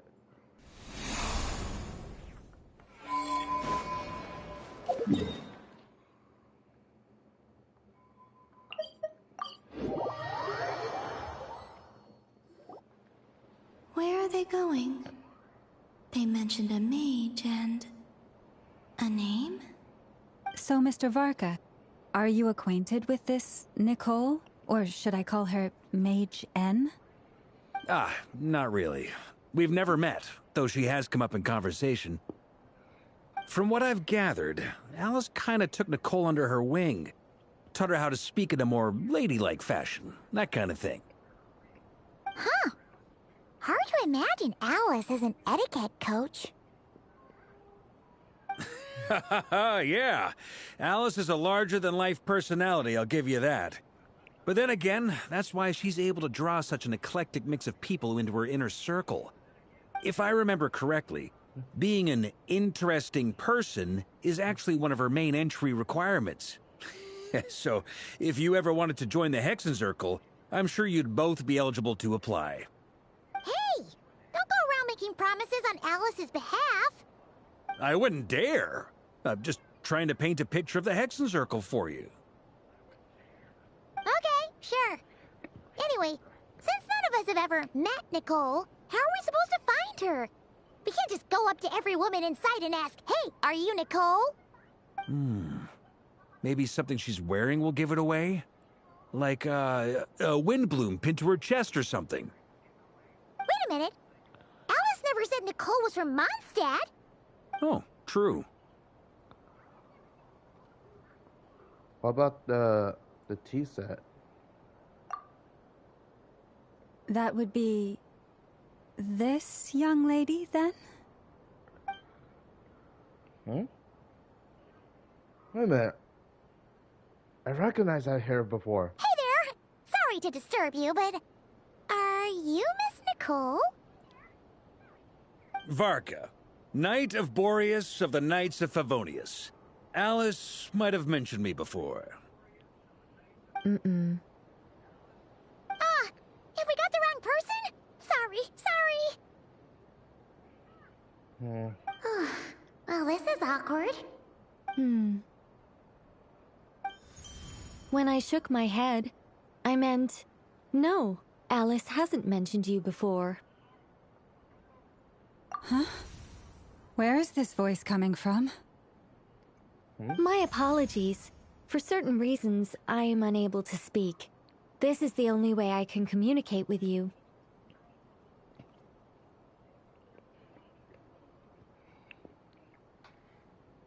It might take some getting used to, but I hope you can understand. Hey, it's fine. I'm more shocked by the fact that Alice never speaks about me. I mean, As for you two, we have crossed paths twice before, but it is nonetheless a pleasure to finally meet you. It's really you! Thanks for all your guidance in the past. You're quite welcome. This time, things are different. We have reached the unwritten pages of the story. You might say that we stand at the crossroads of fate. Now then, allow me to formally introduce myself. My name is... Nicole. No, stop! Alice! I can't believe it! Oh, come on. I had a whole speech prepared. I'd agonized over every single word. She always picks the... I'm so sorry about that. Alice took the liberty of devising some bespoke self-introduction magic for each member of the Hexen Circle. But I could have sworn I deleted all of the triggering conditions for it. How did it bypass everything? Oh gosh, this is so embarrassing. This is a very different side of Nicole than what we're used to. Is she not used to face-to-face interactions? Don't worry about it. We've seen that introduction magic once already, so... Please go on, Miss Nicole. We'd love to hear what you have to say, or... well, communicate. Huh? Are they talking to this lady? But... Will you all promise to forget that horrendously embarrassing introduction? sorry, embarrassing. When? Among the words that hopped out just now I saw. Yes. My name is Nicole, and I am one of a very few angels who have retained both their preferred form and their power. The Traveler and Paimon should be no strangers to this concept. There is another of our kind in Natlan. They call her the Lord of the Night. Right! Paimon remembers her. But we've never seen her in person. Yes. Well, I have retained more of my power than she. It's because I don't have a long-term duty to fulfill. To be more specific... no. We'll be here all day if I get into the specifics. Moving on. If I'm not mistaken, you are here because you wish to learn how one might reach the moon beyond the sky. That's right. Is that something you can give us any guidance on? Yes, I do know a way. It began with the Hyperboreans, who lived after the War of Funerary Flame. Blank looks. Maybe I should start with the background of the war. Or maybe not. It shouldn't be an issue. I'll fill in the gaps for you when we have more time. Anyway, After that war ended, the three moons retreated to beyond the false sky. The Hyperboreans were humans I once aided. They accepted the civilization and creations bestowed upon them by the angels. But despite accepting many blessings of the angels, many among them still held on to their faith in the moons. They were reluctant to accept the new order. Even after the War of Funerary Flame, they sought to contact the moon goddesses beyond the sky and receive their guidance. But all three had passed away by that point.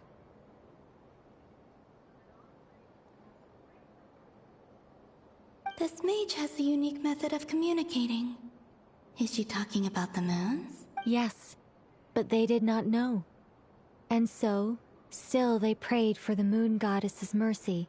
After building titanic structures that consumed vast amounts of Kuvaki, at last they glimpsed the moons and heard their voices. But of course, they were gravely disappointed.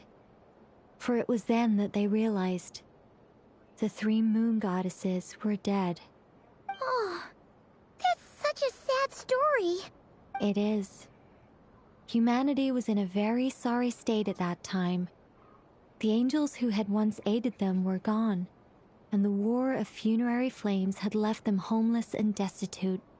Just a second, I gotta ask. How relevant is all this history to the task at hand? Well, I mean, it's... Okay, it seems we've drifted into irrelevant narrative waters. It's been a while since I've had the chance to speak inside someone's head. As soon as I got started, I lost control, and the words just flowed out like a waterfall. What I'm trying to say is... Right, yes, that's it. The relevant part is the ritual created by the Hyperboreans. The fact that they bypassed the false sky and saw the true moons implies that they successfully built a connection between Teyvat and the outside world. Which means, with enough Kuvaki and a sufficiently stable connection, it should be feasible to send one person over the border. Okay, so they built some kind of portal? Oh, yes. A portal. Yes. Is something wrong? You sound disappointed. I just didn't expect you to summarize it so well. It turns out I could have said all that in one word, if only I'd managed to think of it. No, please, it's fine. This is invaluable knowledge. I'll be sure to record and preserve everything in writing. Oh, really? Well, in that case, I suppose I could backtrack and add some more detail. I did gloss over a few things so far. Whoa, whoa, whoa, time out. Let's summarize what we've got first. The Hyperboreans were the last ones to use this method, right? So we somehow need to find whatever structure they built and make sure there's enough Kuvaki to power it up. Luckily, we have the moon marrow of both the eternal and iridescent moons, so we're all good for Kuvaki. Which means the key issue we need to focus on is finding the place. Am I right so far? Yes. Although I expect the structure is long gone by now. That said, what if we could take advantage of the phantoms to travel back to a time when it still existed? Well, travel back isn't quite accurate. It's more like we'd be creating a handshake between 2 points in space-time. We wouldn't even have to pick a time when it still existed. It could just be a time when it still appeared in phantom form via projection, or we could project our own phantoms, fold them together at... You look lost. Was that too hard to follow? Yeah, things got a little, technical there. Paimon's brain is reaching capacity. All right. Let me think about how to put this more simply. Okay, got it. Over the next few days, I'll search for phantoms that we can use. Once I find one that meets the criteria, I'll let you know and we'll regroup. By completing certain rituals, Specific individuals will be able to enter the Phantom and make it to the Hyperborean structure. If everything checks out, and it looks feasible, we'll just need to wait for Moon Prayer Night, and we can send the Moon Goddess back home. I'm really skimping on the detail here. Is this making any sense at all? I think so. For now, we'll just wait to hear from you.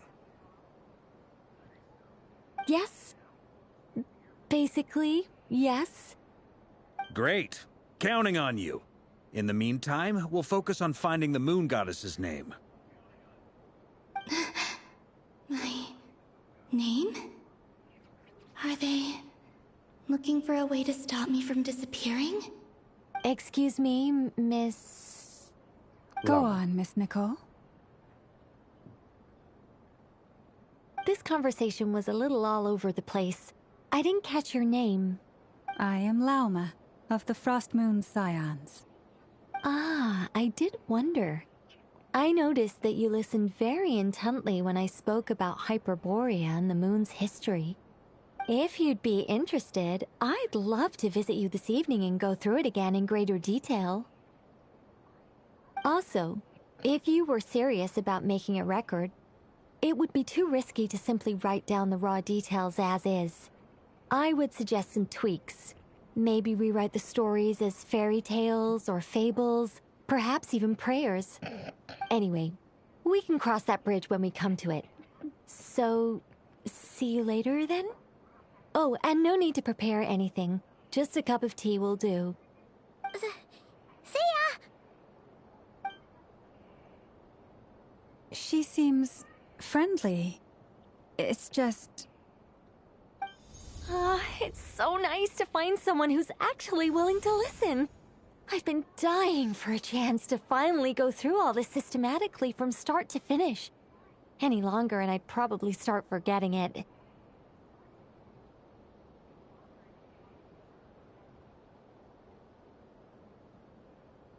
Now Paimon gets why Alice told us to mind our heads. Ha ha ha ha! What did I tell you? A lot of quirky people in Alice's orbit. Now then, the next order of business is... where do we start looking for the Moon Goddess's name? Maybe the rest of what Nicole has to say might give us some clues. Once I've heard her out, I'll summarize the salient points and share them with you all. I'm also inclined to review our other documents. Yes, our faith was first established by our Hyperborean ancestors, but many of the more factually accurate records are from after Kutar's birth.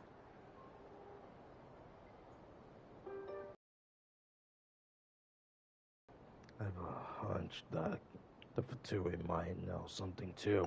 Sounds like we're gonna follow Columbina's journey through Devat, huh? In that case, we'll start by heading to the Frost Moon Enclave. Sounds like a plan. Take this with you. I'll see about getting in touch with the Fatui. It'll probably just be Arlecchino and Sandroni again. They're the only ones who would want to help. Thank you, Mr. Varka. Don't mention it. Honestly, I'm more comfortable dealing with the Fatui than prying into the details of a young lady's childhood. Catch you later. I should follow them, just in case there's some way that I can help.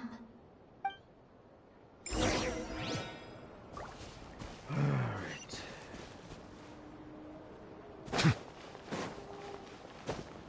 I don't know how long this is going to take, but...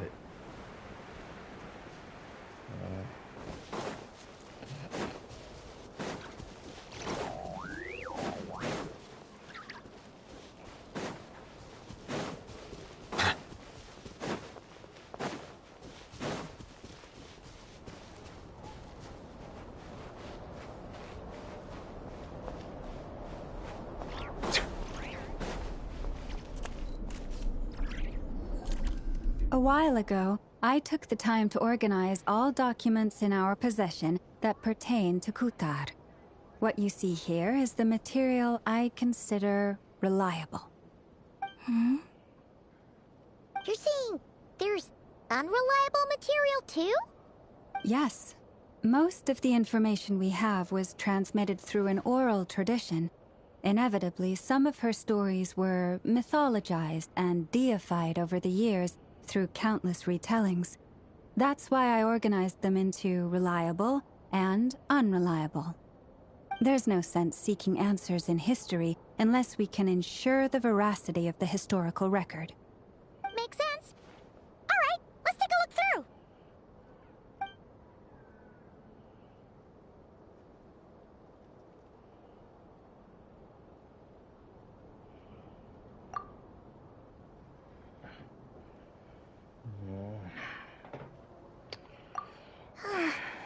Almost all these records refer to Kutar instead of Columbina. Although neither of those is her real name. Paimon's not sure what point she's trying to make. What we can gather from these records is that the Frost Moon Scions worshipped her as a god, placing impossible expectations upon her. I cannot fault them for their earnest faith, but for all their devotion, worshipping her day in, day out changed nothing. I imagine that none of it resonated with Columbina. It wouldn't surprise me if, even back then, she had already begun to reject the name Kutar and everything it represented.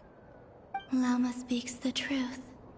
When I heard them call upon Kutar with hope and expectation in their voices, they may as well have been calling upon somebody else.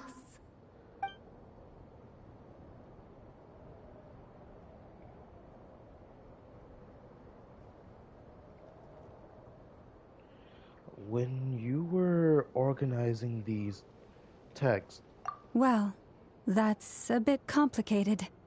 I looked at the level of detail, perceived authenticity, prose style, and how realistic their portrayal of Kutar seemed to be.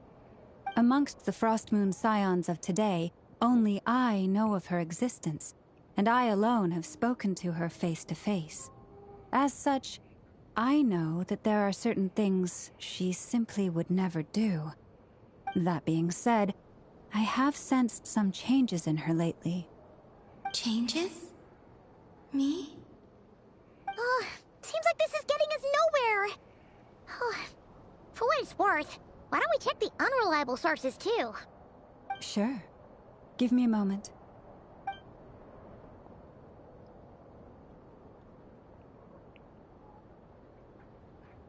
Exerting but a fraction of her divine might, Kutar sheared a great mass from the snow-capped mountain and cast it into the sea, upon whose surface shone the mirror image of the moon.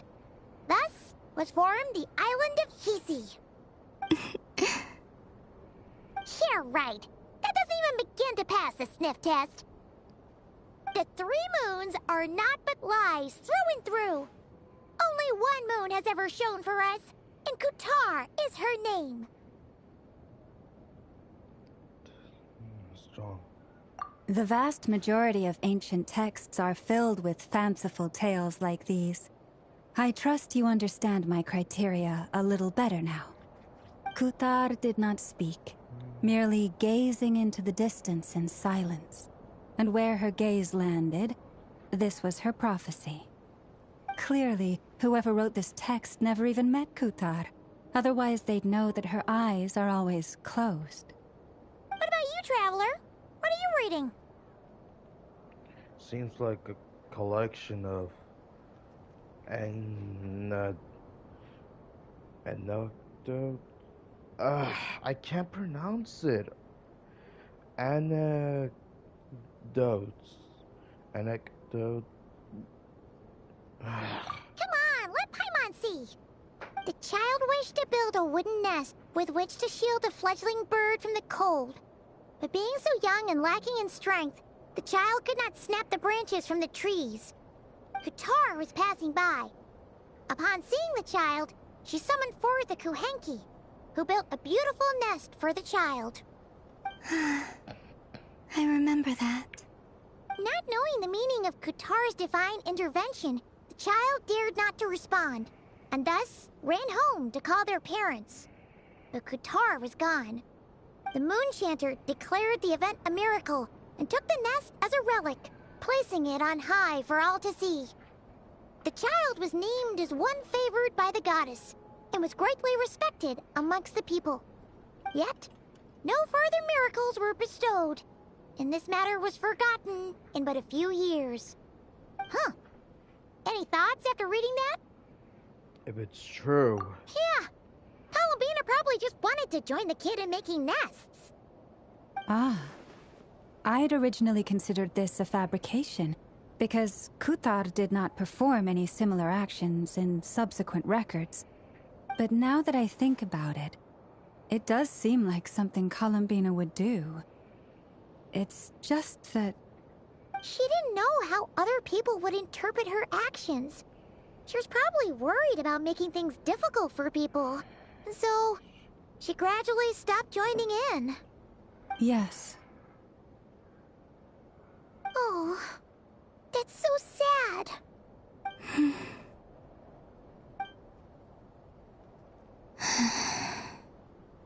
And now, I can make no such gestures of warmth, even if I want to.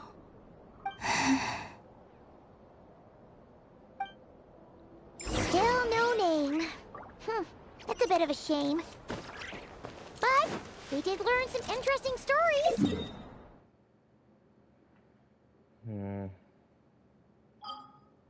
Before I do that, I'm just gonna collect something real quick. Barca said he was gonna set up a meeting with Arlecchino and Sandrone, right? Let's go back to Nasha Town and see how he's doing.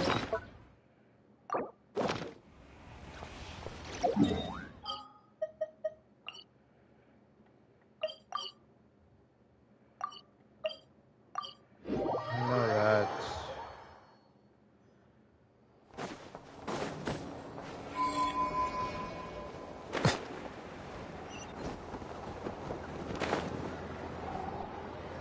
Let's see. There's Varka.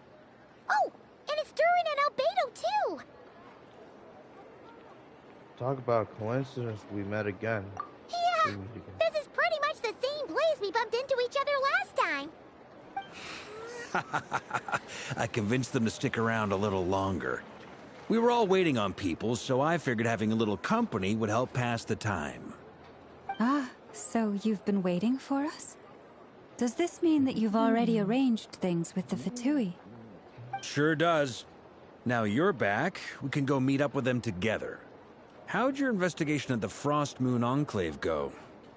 Well, we didn't find out Columbina's true name. But apart from that, it went pretty well. Aha, just as well that I didn't tag along then. I'm sure our moon goddess wouldn't want every man and his dog knowing all about her private life. Still, desperate times, desperate measures, I guess. Someone had to do it. So, Varka was waiting on us, but what about you two? Are you waiting for Alice? Oh, no. We already met with her. We discussed that experiment I mentioned to you last time.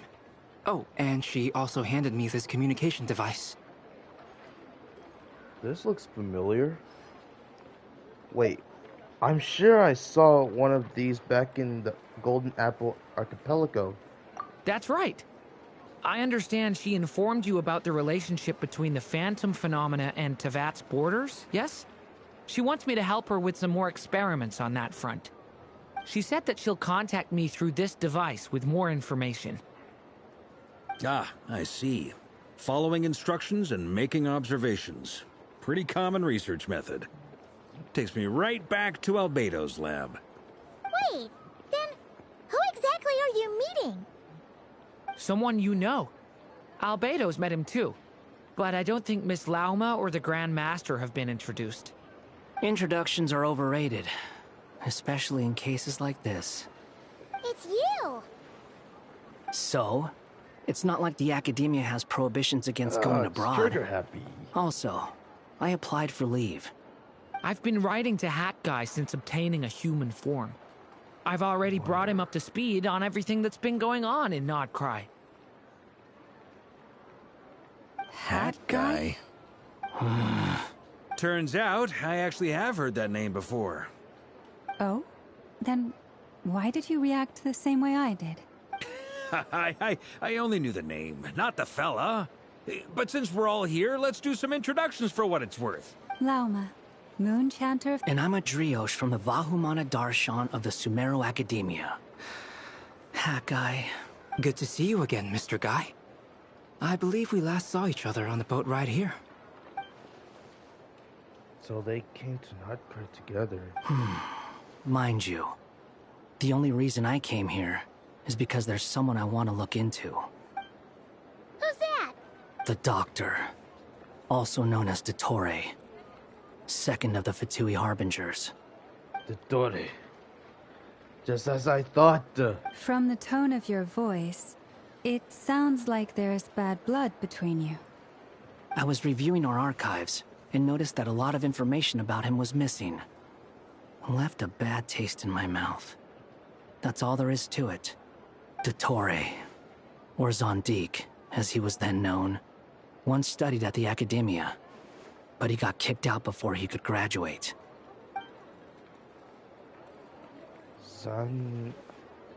Zondik? Or Zondik? I've heard of that name before.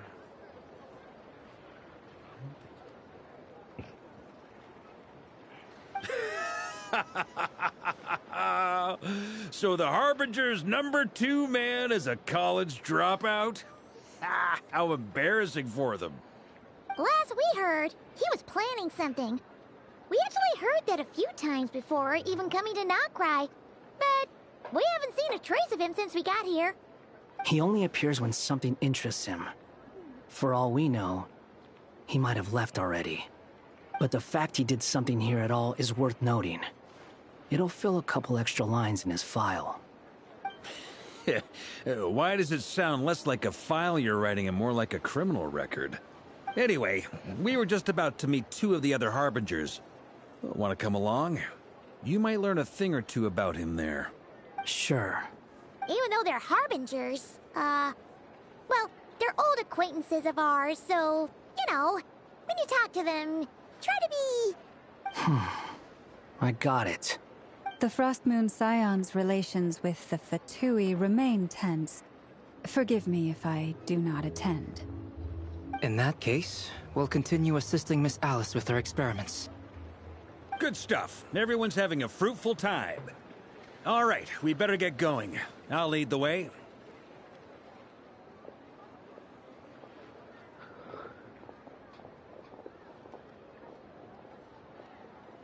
Hey, Trigger Happy. Are you here for revenge? Well, yeah. That's obviously part of it. But I'm not the only one who has a score to settle with him. Neither you, nor Lesser Lord Kusanali, nor I want to see him meddling with things again. Fair enough. One other thing. What's the hurry? Don't worry. Pigeons always know which way home is. Of course. Silly me. Arlecchino and Sinjoni? You made it. Who is this? A scholar from Sumeru. They call him Hat Guy. He's an old friend of the Travelers. Wait, this is the Academia representative you wrote about? He doesn't exactly look the part. I believe this will prove my identity. You'll notice it bears the seal of the Sanctuary of Surasthana. Well, what do you know? So it does. All right then. My mistake. It's fine. I expected as much. What? So as I mentioned in my letter, the Academia's got its eyes on Dottore. But this matter remains top secret. Apart from those assisting in the investigation, the fewer people who know, the better. If anyone asks, I'm here in Nightcry to pursue my personal academic interests. Gotta say, Varka, you did pretty well to keep all this under wraps for so long. Sounds like you got in touch with the Academia about this way back. You flatter me.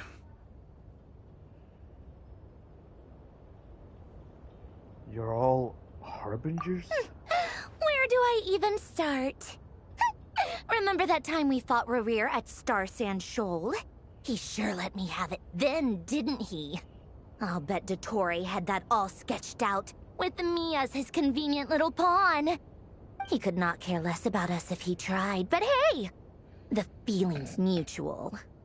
Does Dottore really strike you as the sort who values his relationships with his colleagues? Fair point. Definitely not. Which is why I always keep my guard up whenever he starts making suspicious moves. To that extent, our motivations align. On top of which, I consider you trustworthy people. Now, back on topic. In the wake of the Reikir of Solnari episode, Sandrone and I grew suspicious about Dottore's complete inaction during the entire affair. So we tried to find out what he'd been up to, but unfortunately to no avail. He never lets anyone in on his plans. The more he cares about something, the more secretive he gets. Indeed.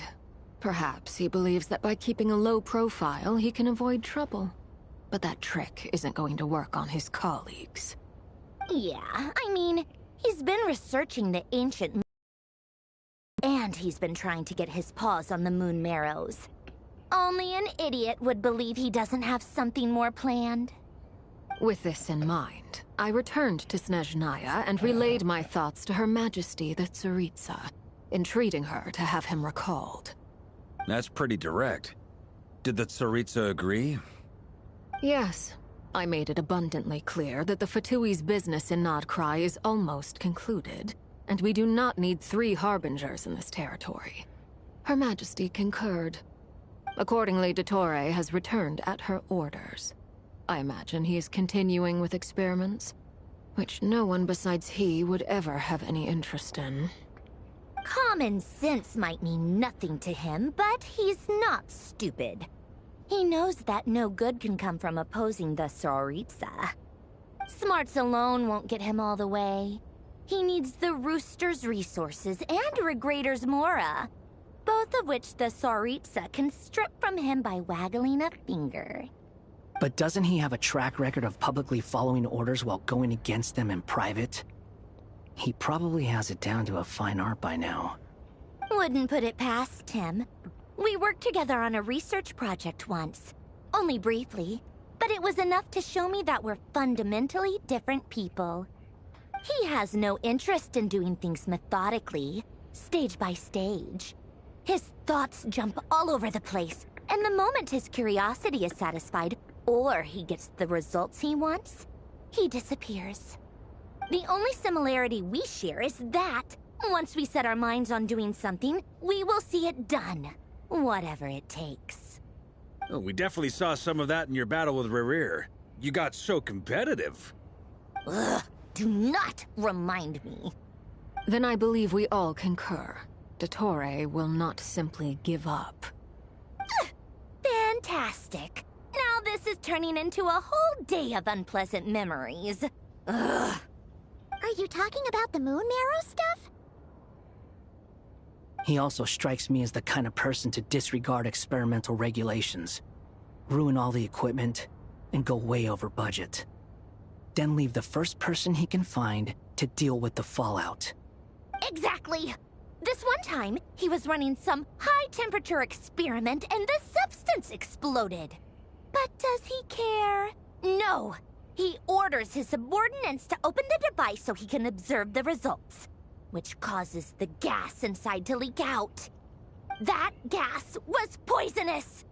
If I hadn't been there, who knows how many people might have died. And after all that, he left, while I was still cleaning up after his mess. What a waste of time, he said. Waste of time?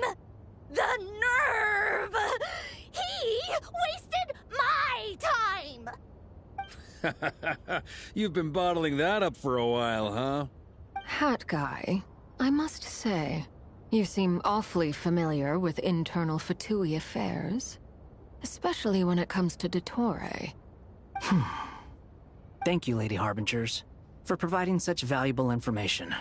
I have no other questions for now, so I'll be on my way. Wait, what? You're just gonna leave? You're welcome to join if you want. Ugh. Just when Paimon thought he'd finally mellowed out. He makes quite the impression. I'll say. I've met tons of headstrong people, but not many of them would join me in bad-mouthing Dottore. Anyway, back to the main agenda. Barca, you said that Columbina has gone missing? Or rather, disappeared. Yeah. We're working on building a connection between her and this world. The simplest method is to find out her real name. I've actually asked her that question before, but she said she didn't know. Considering our relationship, I doubt she was lying to me. As far as I recall, she was never dispatched by Her Majesty to claim a gnosis or anything like that. The Tsaritsa's plans had long contained a place specifically for her. I always thought that was weird. What could she do that the rest of us couldn't? Knowing what we do now, it's probably something related to Kavaki, right? More than likely. When she first arrived, Columbina would often go to Her Majesty and ask when she could start the task assigned to her. But Her Majesty always gave the same reply. The time has not yet come. So she spent her days in Snezhnaya doing basically nothing. The Tsaritsa has summoned a beautiful blind maiden to be a harbinger, giving her the third seat by virtue only of her enchanting voice. It was a dumb and stupid rumor, but the reality of the situation made it hard to refute. And what happened after that? I imagine she stopped caring. She no longer seemed to care why she had been recruited, and Her Majesty never gave her any missions, so she just continued to sing in the flower garden. For my part, I was busy. So busy, in fact, that watching someone be that idol had me fuming. But still, I got the sense that she had long been used to a life of other people claiming she was needed when she wasn't. I just felt that having a place to stay would cost me something eventually. And so I waited quietly for the day that I would have to pay the price. And on the other end of that spectrum, you had me. Someone once told me that I had the lousiest work and the toughest luck. That's a good way of putting it.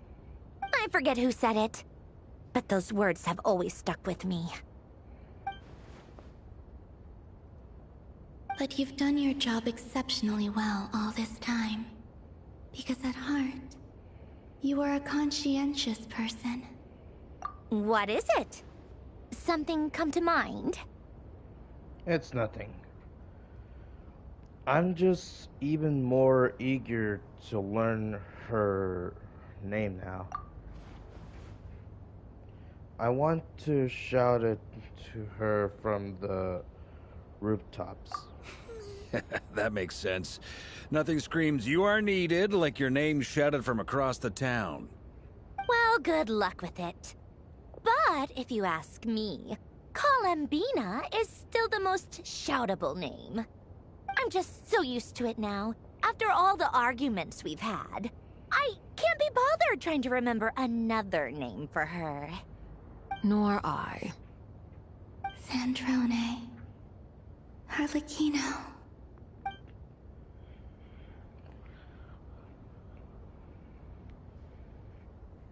Huh! It's a Sealy! Does that mean Nicole has news for us? Ladies, I thank you for your hospitality. If the chance ever comes up, I definitely owe you both a drink sometime. I'm sure it will. You can make your own way out. Heck, you've been here enough times, you probably know your way around better than I do.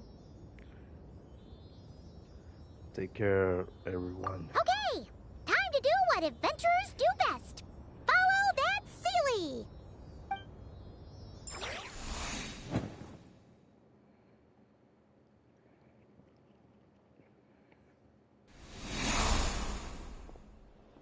Here you are.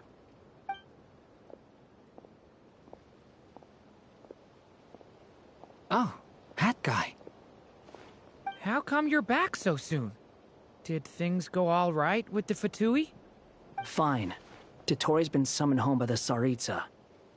Couldn't get much more than that. How about you? Any progress with the investigation? Unfortunately not.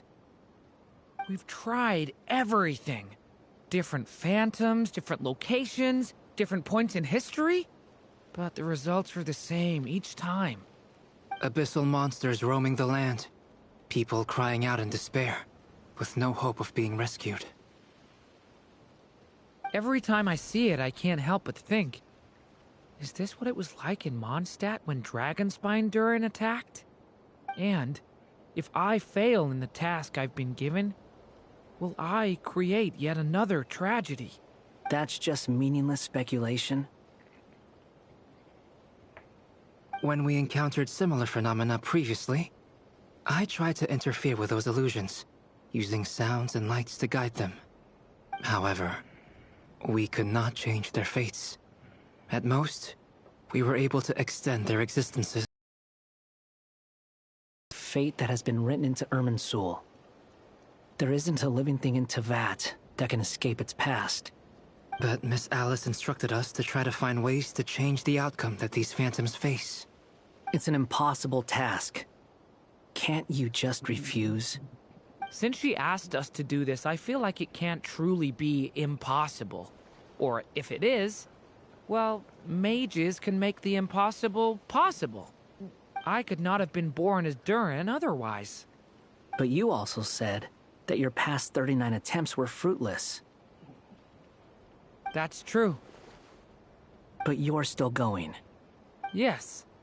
After this many futile attempts, surely you realize that you're not doing this because you still believe what some mage told you. It's because you want her hypothesis to come true. It's something you wish for deep inside. So, think for yourself about what you want to do. As long as you don't believe it's futile, it isn't. Yeah. Previous experience indicates that we cannot touch the phantoms, which limits the effectiveness of our interventions. If we want to clear this hurdle, we need to break this rule somehow. Same thought here. Following the same rules means repeating the same failures. Reducing ourselves to mere playthings of fate.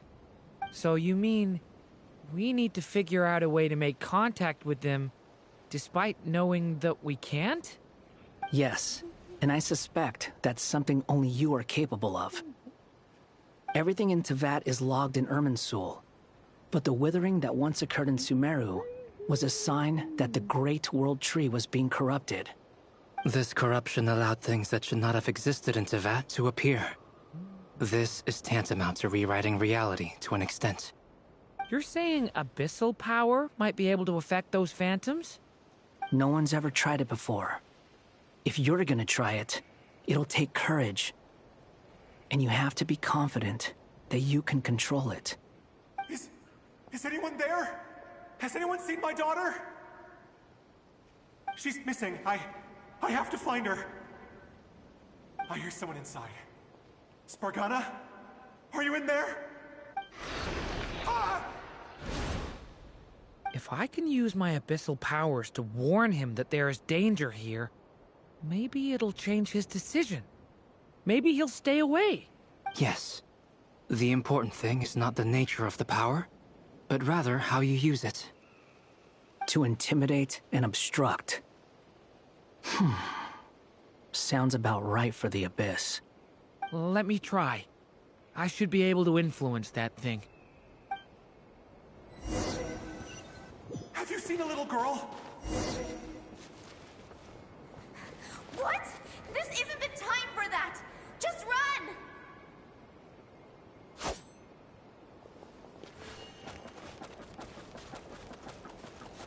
I hear someone inside. Spargana? Are you in there?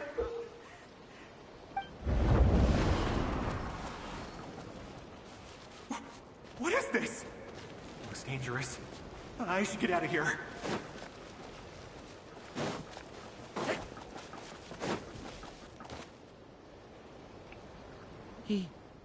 He really left. Ha! We did it! Don't celebrate too soon. Follow him. See what he does next. Monsters approaching from the front. You need to stop them and create an opportunity for him to hide.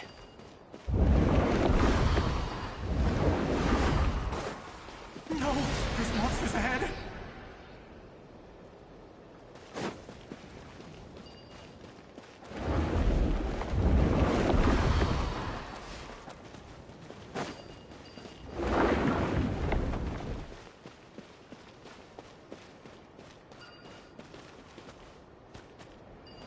Wait, is that the barrier I saw earlier?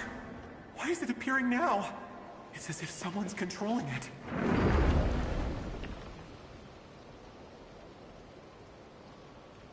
The monsters are gone. Is it safe now?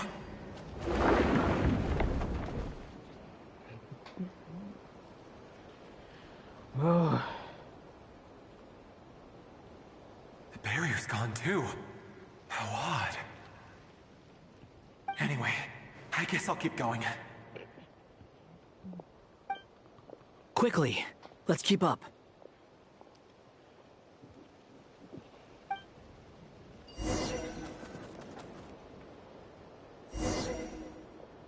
Wait, there was someone else here?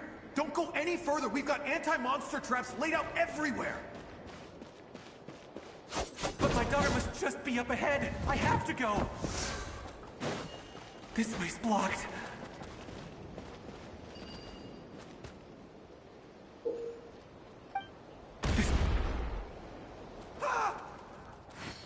Uh-oh.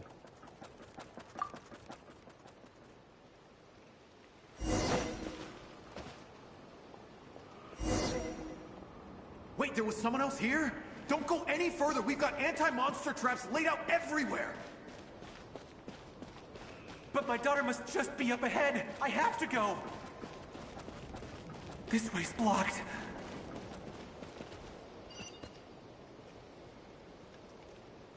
We might be able to use the explosives over there, but we need to take care not to hurt him. I'll use the barrier to keep him at a safe distance. This barrier seems to be helping me somehow.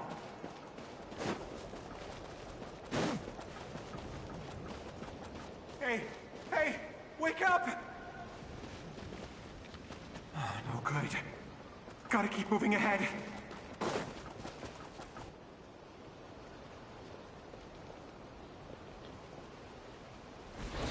So many monsters! There's still a chance, Durin. Use the traps.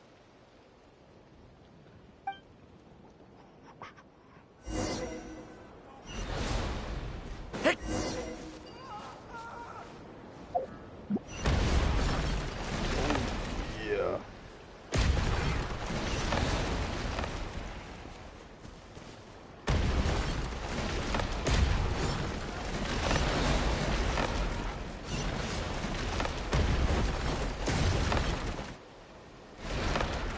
Help me! Ugh. Okay. Let's do this again.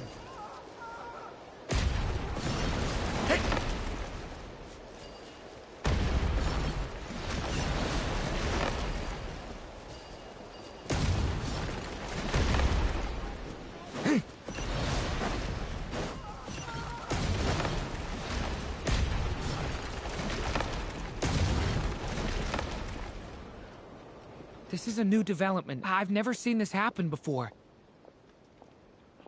We might just be able to save this person.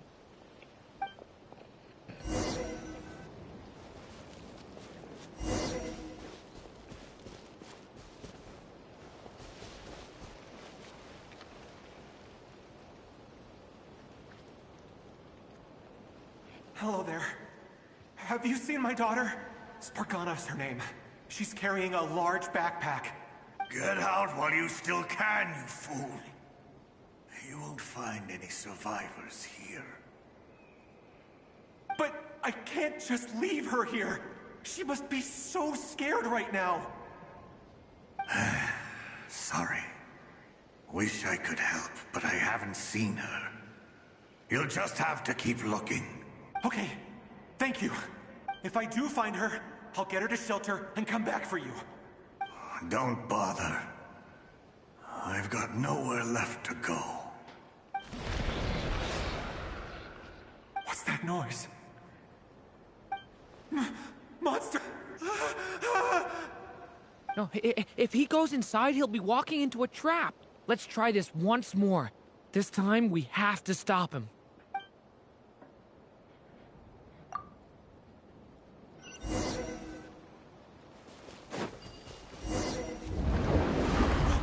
Why? How will I know where Spargana's gone like this? You know what? I'll trust this strange barrier. It's gotten me this far after all.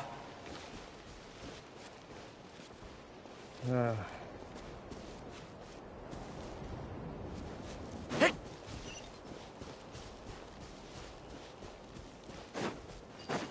Spargana, are you there?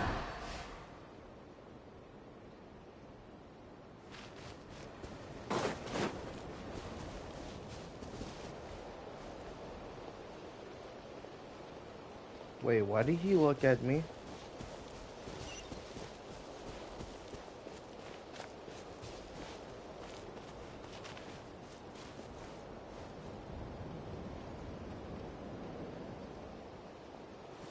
Okay.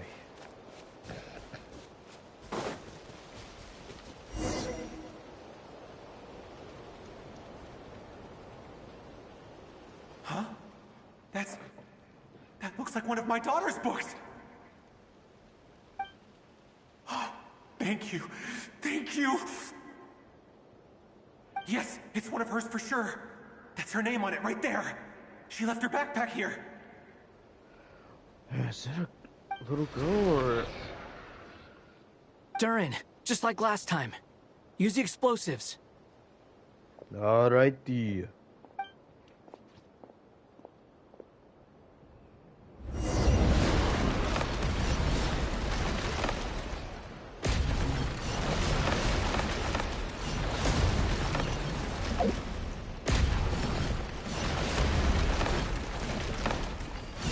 God damn it.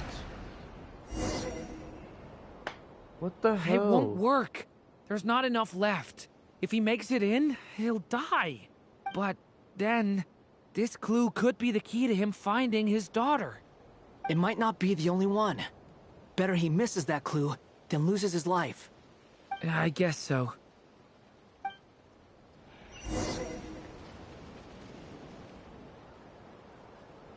Stop him, Durin. We can't let him get any further in. That's my daughter's book! She's passed this way! Why?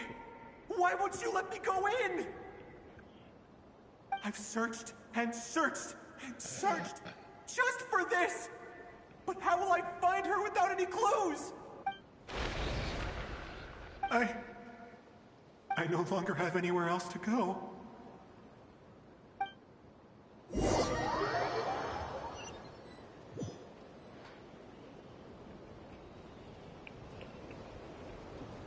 I'm sorry.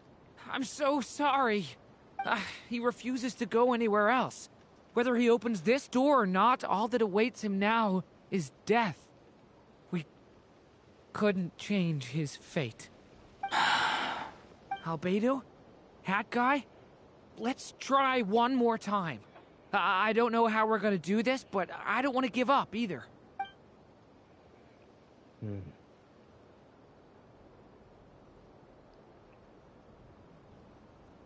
Why am I here? What's going on? All these scenes running through my head. Where are they from? Huh? What's going on? His reactions have changed. How many times have I... What's happening to me? Huh? Wait. Who are you? You can see us now? I feel like I always could, but that I only just realized you were there. I'm sorry, I don't know how to describe what I'm feeling. But you were the ones guiding me using that marked barrier, right? I haven't done anything yet, but those monsters, those deaths, they feel like memories. Like things I really did experience. I won't find my daughter. In fact, I'll ultimately die trying to find her. Isn't that right? What? No. Sorry, I'm isn't. kind of busy right now. Yes, it is. Come on, go. Even so, we're trying to find a way out I'm of this. streaming right now, okay? I'm streaming. You've not seen my daughter either, have you? Sorry, guys. It seems she really isn't here.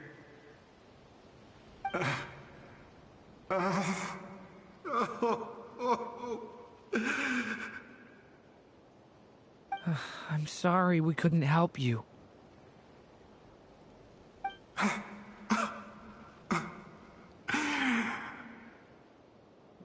I'm just tired. Maybe this is destiny. Maybe it doesn't matter how hard I search.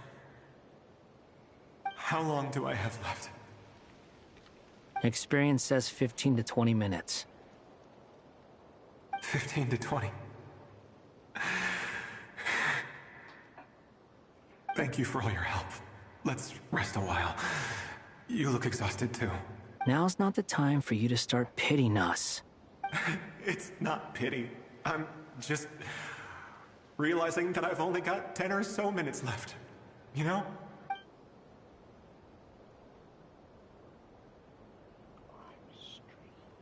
You say you're from Mondstadt, yes? A place with windmills, where people enjoy limitless freedom? And you're from Sumeru, where they've built an academy into a giant tree? Yes. It seems you've never heard of either place. Those names are unknown to me, I'm afraid, yes. Have you heard of Hyperborea? I have, but I heard that it was destroyed in the distant past. I see. That was where my ancestors once lived. What about Delphi Pytho? Was it later rebuilt? I've never heard that name. Then what about Sal Vindaknir? I have seen that name on stone tablets on Dragonspine. But I'm afraid the only things left of that place are its ruins. I see. Sure enough, there was no way to turn this around, huh? I'm sorry. I was the one who asked to chat, but it seems like we're too many ages apart. There's barely any common ground to start from. It's all right. We did hear something new, at least. From how you speak of your lives, things must be going all right for you, I guess. They are. Mondstadt is a place of freedom and happiness. There's a lot of good people in the church and the Knights of Favonius, and even outsiders find that it's an easy place to feel at home. We have festivals a few times a year. Everyone gets together to drink, sing, and be merry. Sumeru is a lot more uptight. Not really the kind of place where you can relax. It's a nation fraught with problems wherever you look. But if all you want in life is to seek knowledge, I guess it's pretty much paradise. That's wonderful. In other words, after this all-devouring black tide passed, humanity did not merely avoid extinction, but rose to build prosperous civilizations anew. I mean, I can see you all right now. That must mean the future isn't a total mess, right? That's true. Well, time's almost up. Let's part ways, I think. Might be best if you don't waste too much time on me. The chances are slim, I know, but I'd like to spend these last few minutes looking for Spargana. If things work out, I'd love to tell her about what I've heard. May we meet again. Well, or not, most probably. In that case, may your wishes come true.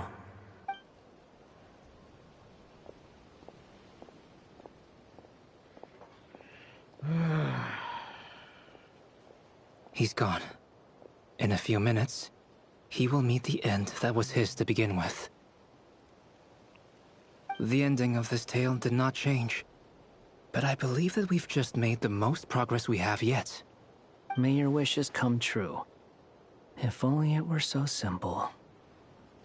Hat guy, could I ask?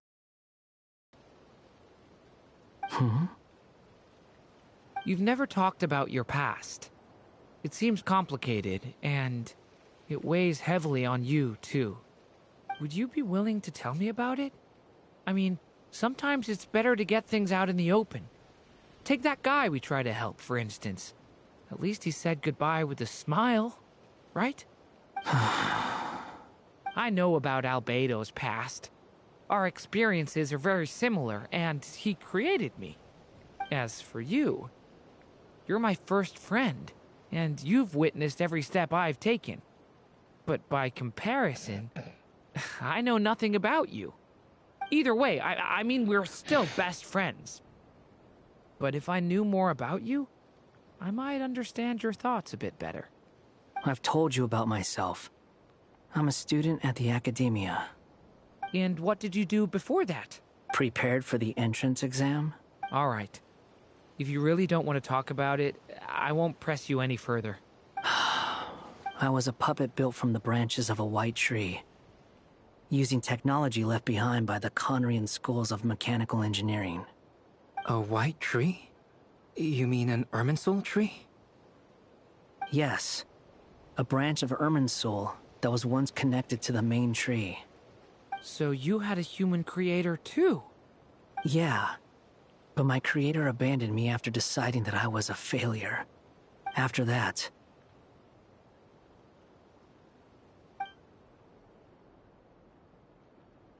Of course, that's what he looked like before. Durin. Resisting the influence of the Abyss, suppressing the urge to destroy, trying to do the right thing. None of these things are easy. But no matter how hard they are, trying to rewrite past wrongs is far harder. You asked me if you would create a new tragedy if you failed. I told you there was no point speculating about that. But the real answer is, yes, you absolutely will. That guy. But at least you've got people here to help steer you away from the wrong path. So, just keep aiming towards the light. I will. I promise. All right, break time's over. Hello? Durin speaking. Hello, friends, it's me. What have you been up to, I'm detecting some unmistakable fluctuations here at the border. The amplitude isn't particularly high, but they're completely different signals from the ones before, and the scale is comparable to those I've detected previously. Oh, Alice. I knew you would actually call. Alice. We were unable to save that person. However, he appears to have retained a portion of the memories gained through that cycle, and was able to hold a conversation with us. I see. Well, that is rather odd indeed. It definitely merits further attention. Could I trouble you to keep trying the same approach? I need to gather some more data. Counting on you. I should probably have Nicole come and check this out as well. Oh. Guess it's completed. Nice. There you are. I was worried you might stop to collect treasure chests opened by the Seelie along the way. It would have taken you so much longer to get here. Another conversation I cannot hear. I am delighted to see that you understand what takes priority, and that your adventurer's instinct has not swayed your resolve. Really, I must applaud you for it. You should know. Paimon's head. Okay, I'll try and keep it short. My senses are telling me that this is where we shall find the entrance to the ruins. Oh, cool! Well, what are we waiting for? Let's open it up and see! Patience. This was a sanctuary of great importance to the Hyperboreans. A special process is required to open the gate. Oh! the Eternal Moon's marrow? An ancient were very fond of making tricky gate puzzles. Okay, so what's the plan? Need us to do anything? And just the short version, if you can. Ah. Alright then. I was planning to start with some background on the invention of these techniques. Are you sure you don't want to hear it? It's quite informative. Remember what you were saying about priorities? Fine. Simply put, we need 3 human representatives to successfully undergo a process of Kuvaki resonance. Think of it as a test from the 3 moon goddesses to see if the entrants are qualified, with the most recognizable qualification being Kuvaki. Pretty sure Lauma would ace that test. Oh, wait. But we need 3 people. I also have no doubt that the Moon Chanter would be qualified. But we would need 2 other people with the same constitution. Therefore, the most feasible method is not so much to follow the rules, but to figure out how the test functions and find a workaround. I've done some research, and it turns out the mechanism is rather crude. We'll simply need humans to stand before it who have sufficient Kuvaki energy within them. I'm with you so far. How do we get the Kuvaki in them? The easiest way would be transfusion. Take some Kuvaki from Nod Krai's soil, put it into the bloodstream, and get it circulating in the body. So we're going to cheat on the test? Precisely. There are other methods, but this is the simplest one. Cheating the system is much easier than trying to hide from it. Huh? Ah! Sorry? Does the idea of cheating upset you, Miss Lauma? No, that's not it. I suddenly had an idea. Oh, what is it? It's about Moon Prayer Night. I figured out a way for Kutar to join in the festivities. Huh? But as Paimon said, we need to have our priorities straight. Let's get back to the test. I'll follow up with Nefer on the festival arrangements. Oh, okay. Anyway, is this really the best method we have? A Kuvaki transfusion sounds dangerous, no matter how you slice it. If you think that's dangerous, wait till you hear the other methods. I'd be more than happy to go through them if you'd like. There are several. No need, we're good. Let's go with this one. Very well. Kuvaki transfusion it is. Now, I should mention that the risks can be greater or lower depending on individual compatibility. It would be rash to simply infuse the Kuvaki and hope for the best. If the body rejects it, the reaction can be quite severe. The symptoms are similar to another condition that some people living here suffer from, known as congenital Kuvaki sensitivity. So, before we execute our plan, I will perform a simple test of my own to see who is compatible and who is not. Once that is done, we will have to complete the resonance process as rapidly as possible. The participants must remain stationary while the Kuvaki circulates and bonds with them, and they mustn't eat or drink anything. What? No eating or drinking?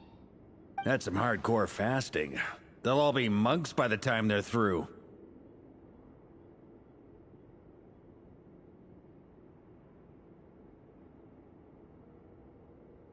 "3 days. Oh, that's so long! And we still need to find 2 more people who are not just compatible, but also willing to volunteer.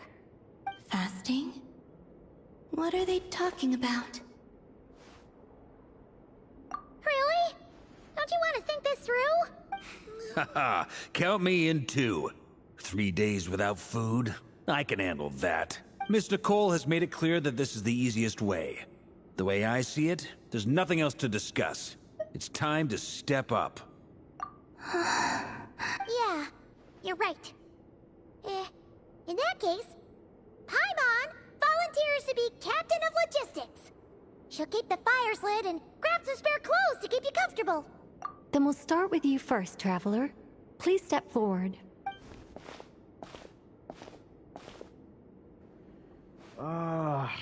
Really? And here I thought we were done. so I can stop streaming. But now I have How's to... it going? Do you feel anything? How about now? No. And now?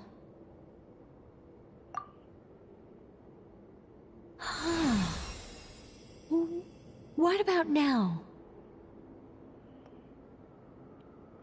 Nothing at all. You guys, it's not a competition, you know.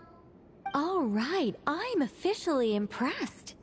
Even as a descender, you can withstand far more than I imagined. It's like I summoned a giant stone titan to arm wrestle you, and your arm hasn't even moved an inch. In my last attempt, I infused 5 times the amount of Kuvaki required. That much? Yes. Safe to say, compatibility won't be an issue for you. You're eligible to join. You're next, Mr. Varka. Sure, here goes nothing. All right. I'll start where we left off.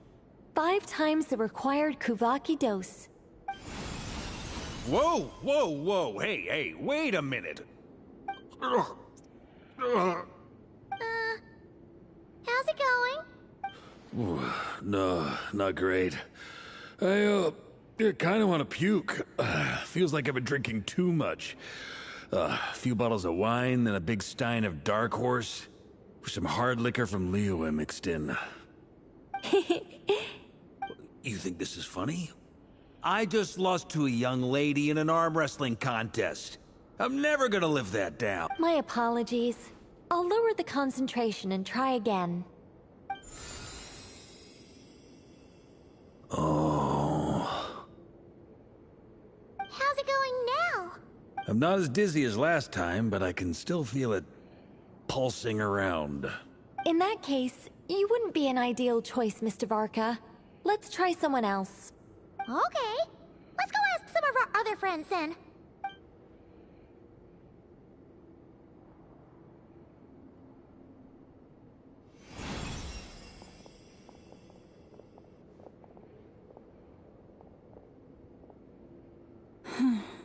No surprises here, Miss Moonchanter. You're perfectly compatible. You may...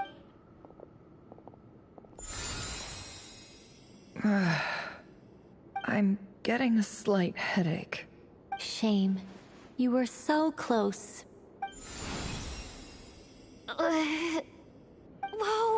I'm itching all over! Allergic reaction. We can't have that. Huh? Well, are you gonna start a what? The Hexenzirkel is an organization that cares for and protects children. We will not have them do dangerous things.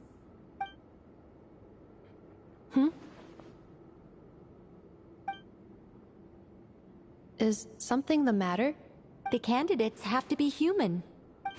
I guess that rules me out too. Huh. Everyone except the Moonchanter got beaten. Guess I don't need to feel so bad after all.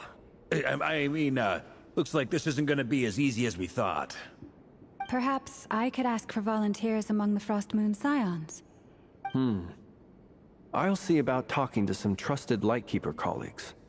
Itlua springs to mind. In fact, I think we had some former Frost Moon Scions join our ranks recently. Can you give me the scientific explanation for how the test works? I can probably make some kind of test bot. Then we can just zip through Nasha Town, going up to people and pressing a button to check their status. Wouldn't... No. Wow! No. Knights of Favonia's garrison in the Wave Chaser plane. Shame that Lohen's already left. And that guy's even tougher than I am. Strange. The Moon Goddess is clearly revered by many people. So why is she on the brink of disappearing? She mentioned that the world has rejected her from the very beginning. And when we fought the Raikir of Solnari, it seemed like she exhausted her power for our sake. Also, I'm not sure revered is the right word for how people feel about her. Gratitude, certainly. For my part, anyway.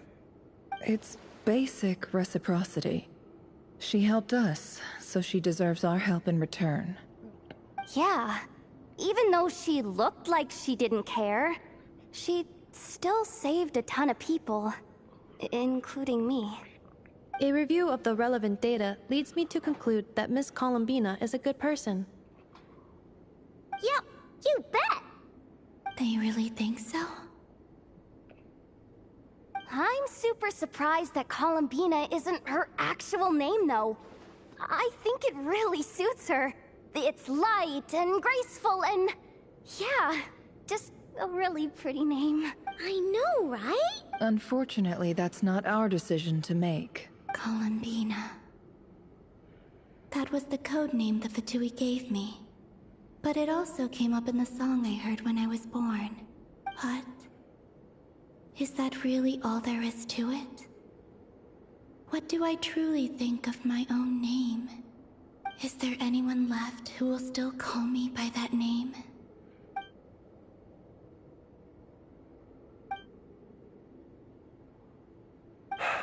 Moonprayer Night is getting closer by the day. We're running out of time. We need to look for other candidates. Then allow me to try. Huh? What are you doing here?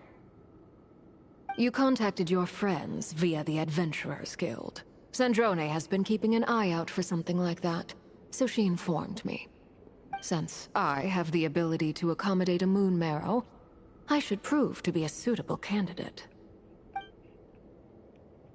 Arlecchino.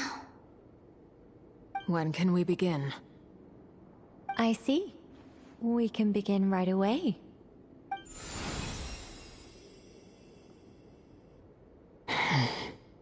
How was it? Did you feel any discomfort? Not at all. Then it seems we shan't need to look for additional candidates after all. Great! Cool. Alright, like Paimon said, the rest of us can take turns making sure the three of them stay warm and comfy. Then, my job is to take care of the caretakers. I will ensure everyone receives food and accommodation.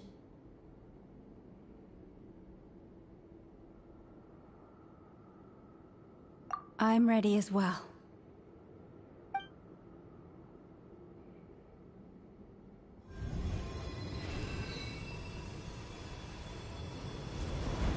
Come on.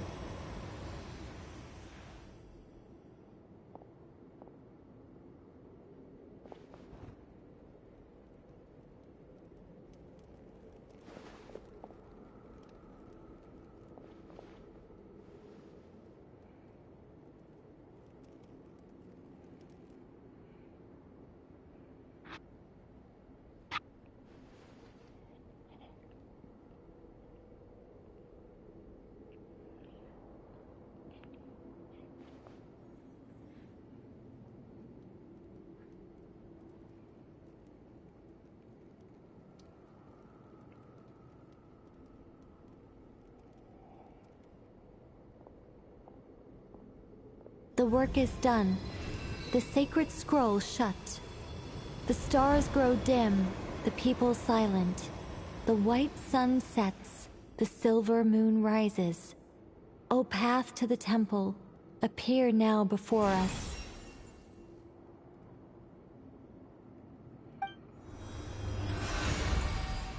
Huh? Wow! It really opened! So that's what all this is about. They've been trying to open this gate.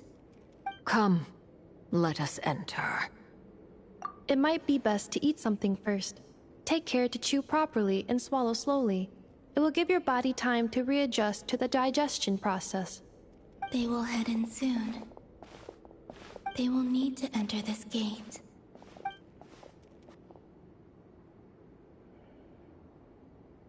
Huh? I cannot pass through. Is it because I have no physical body? It has been 3 days. My strength is all but completely faded. Can I really hold on until Moonprayer Night?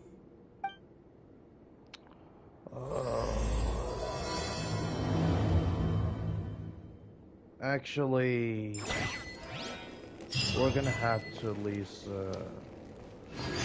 wait till tomorrow. Yeah. Anyways, we'll do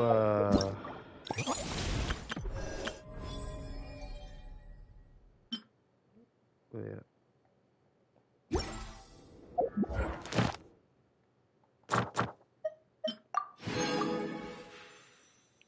But yeah, we'll do that Archon quest by tomorrow.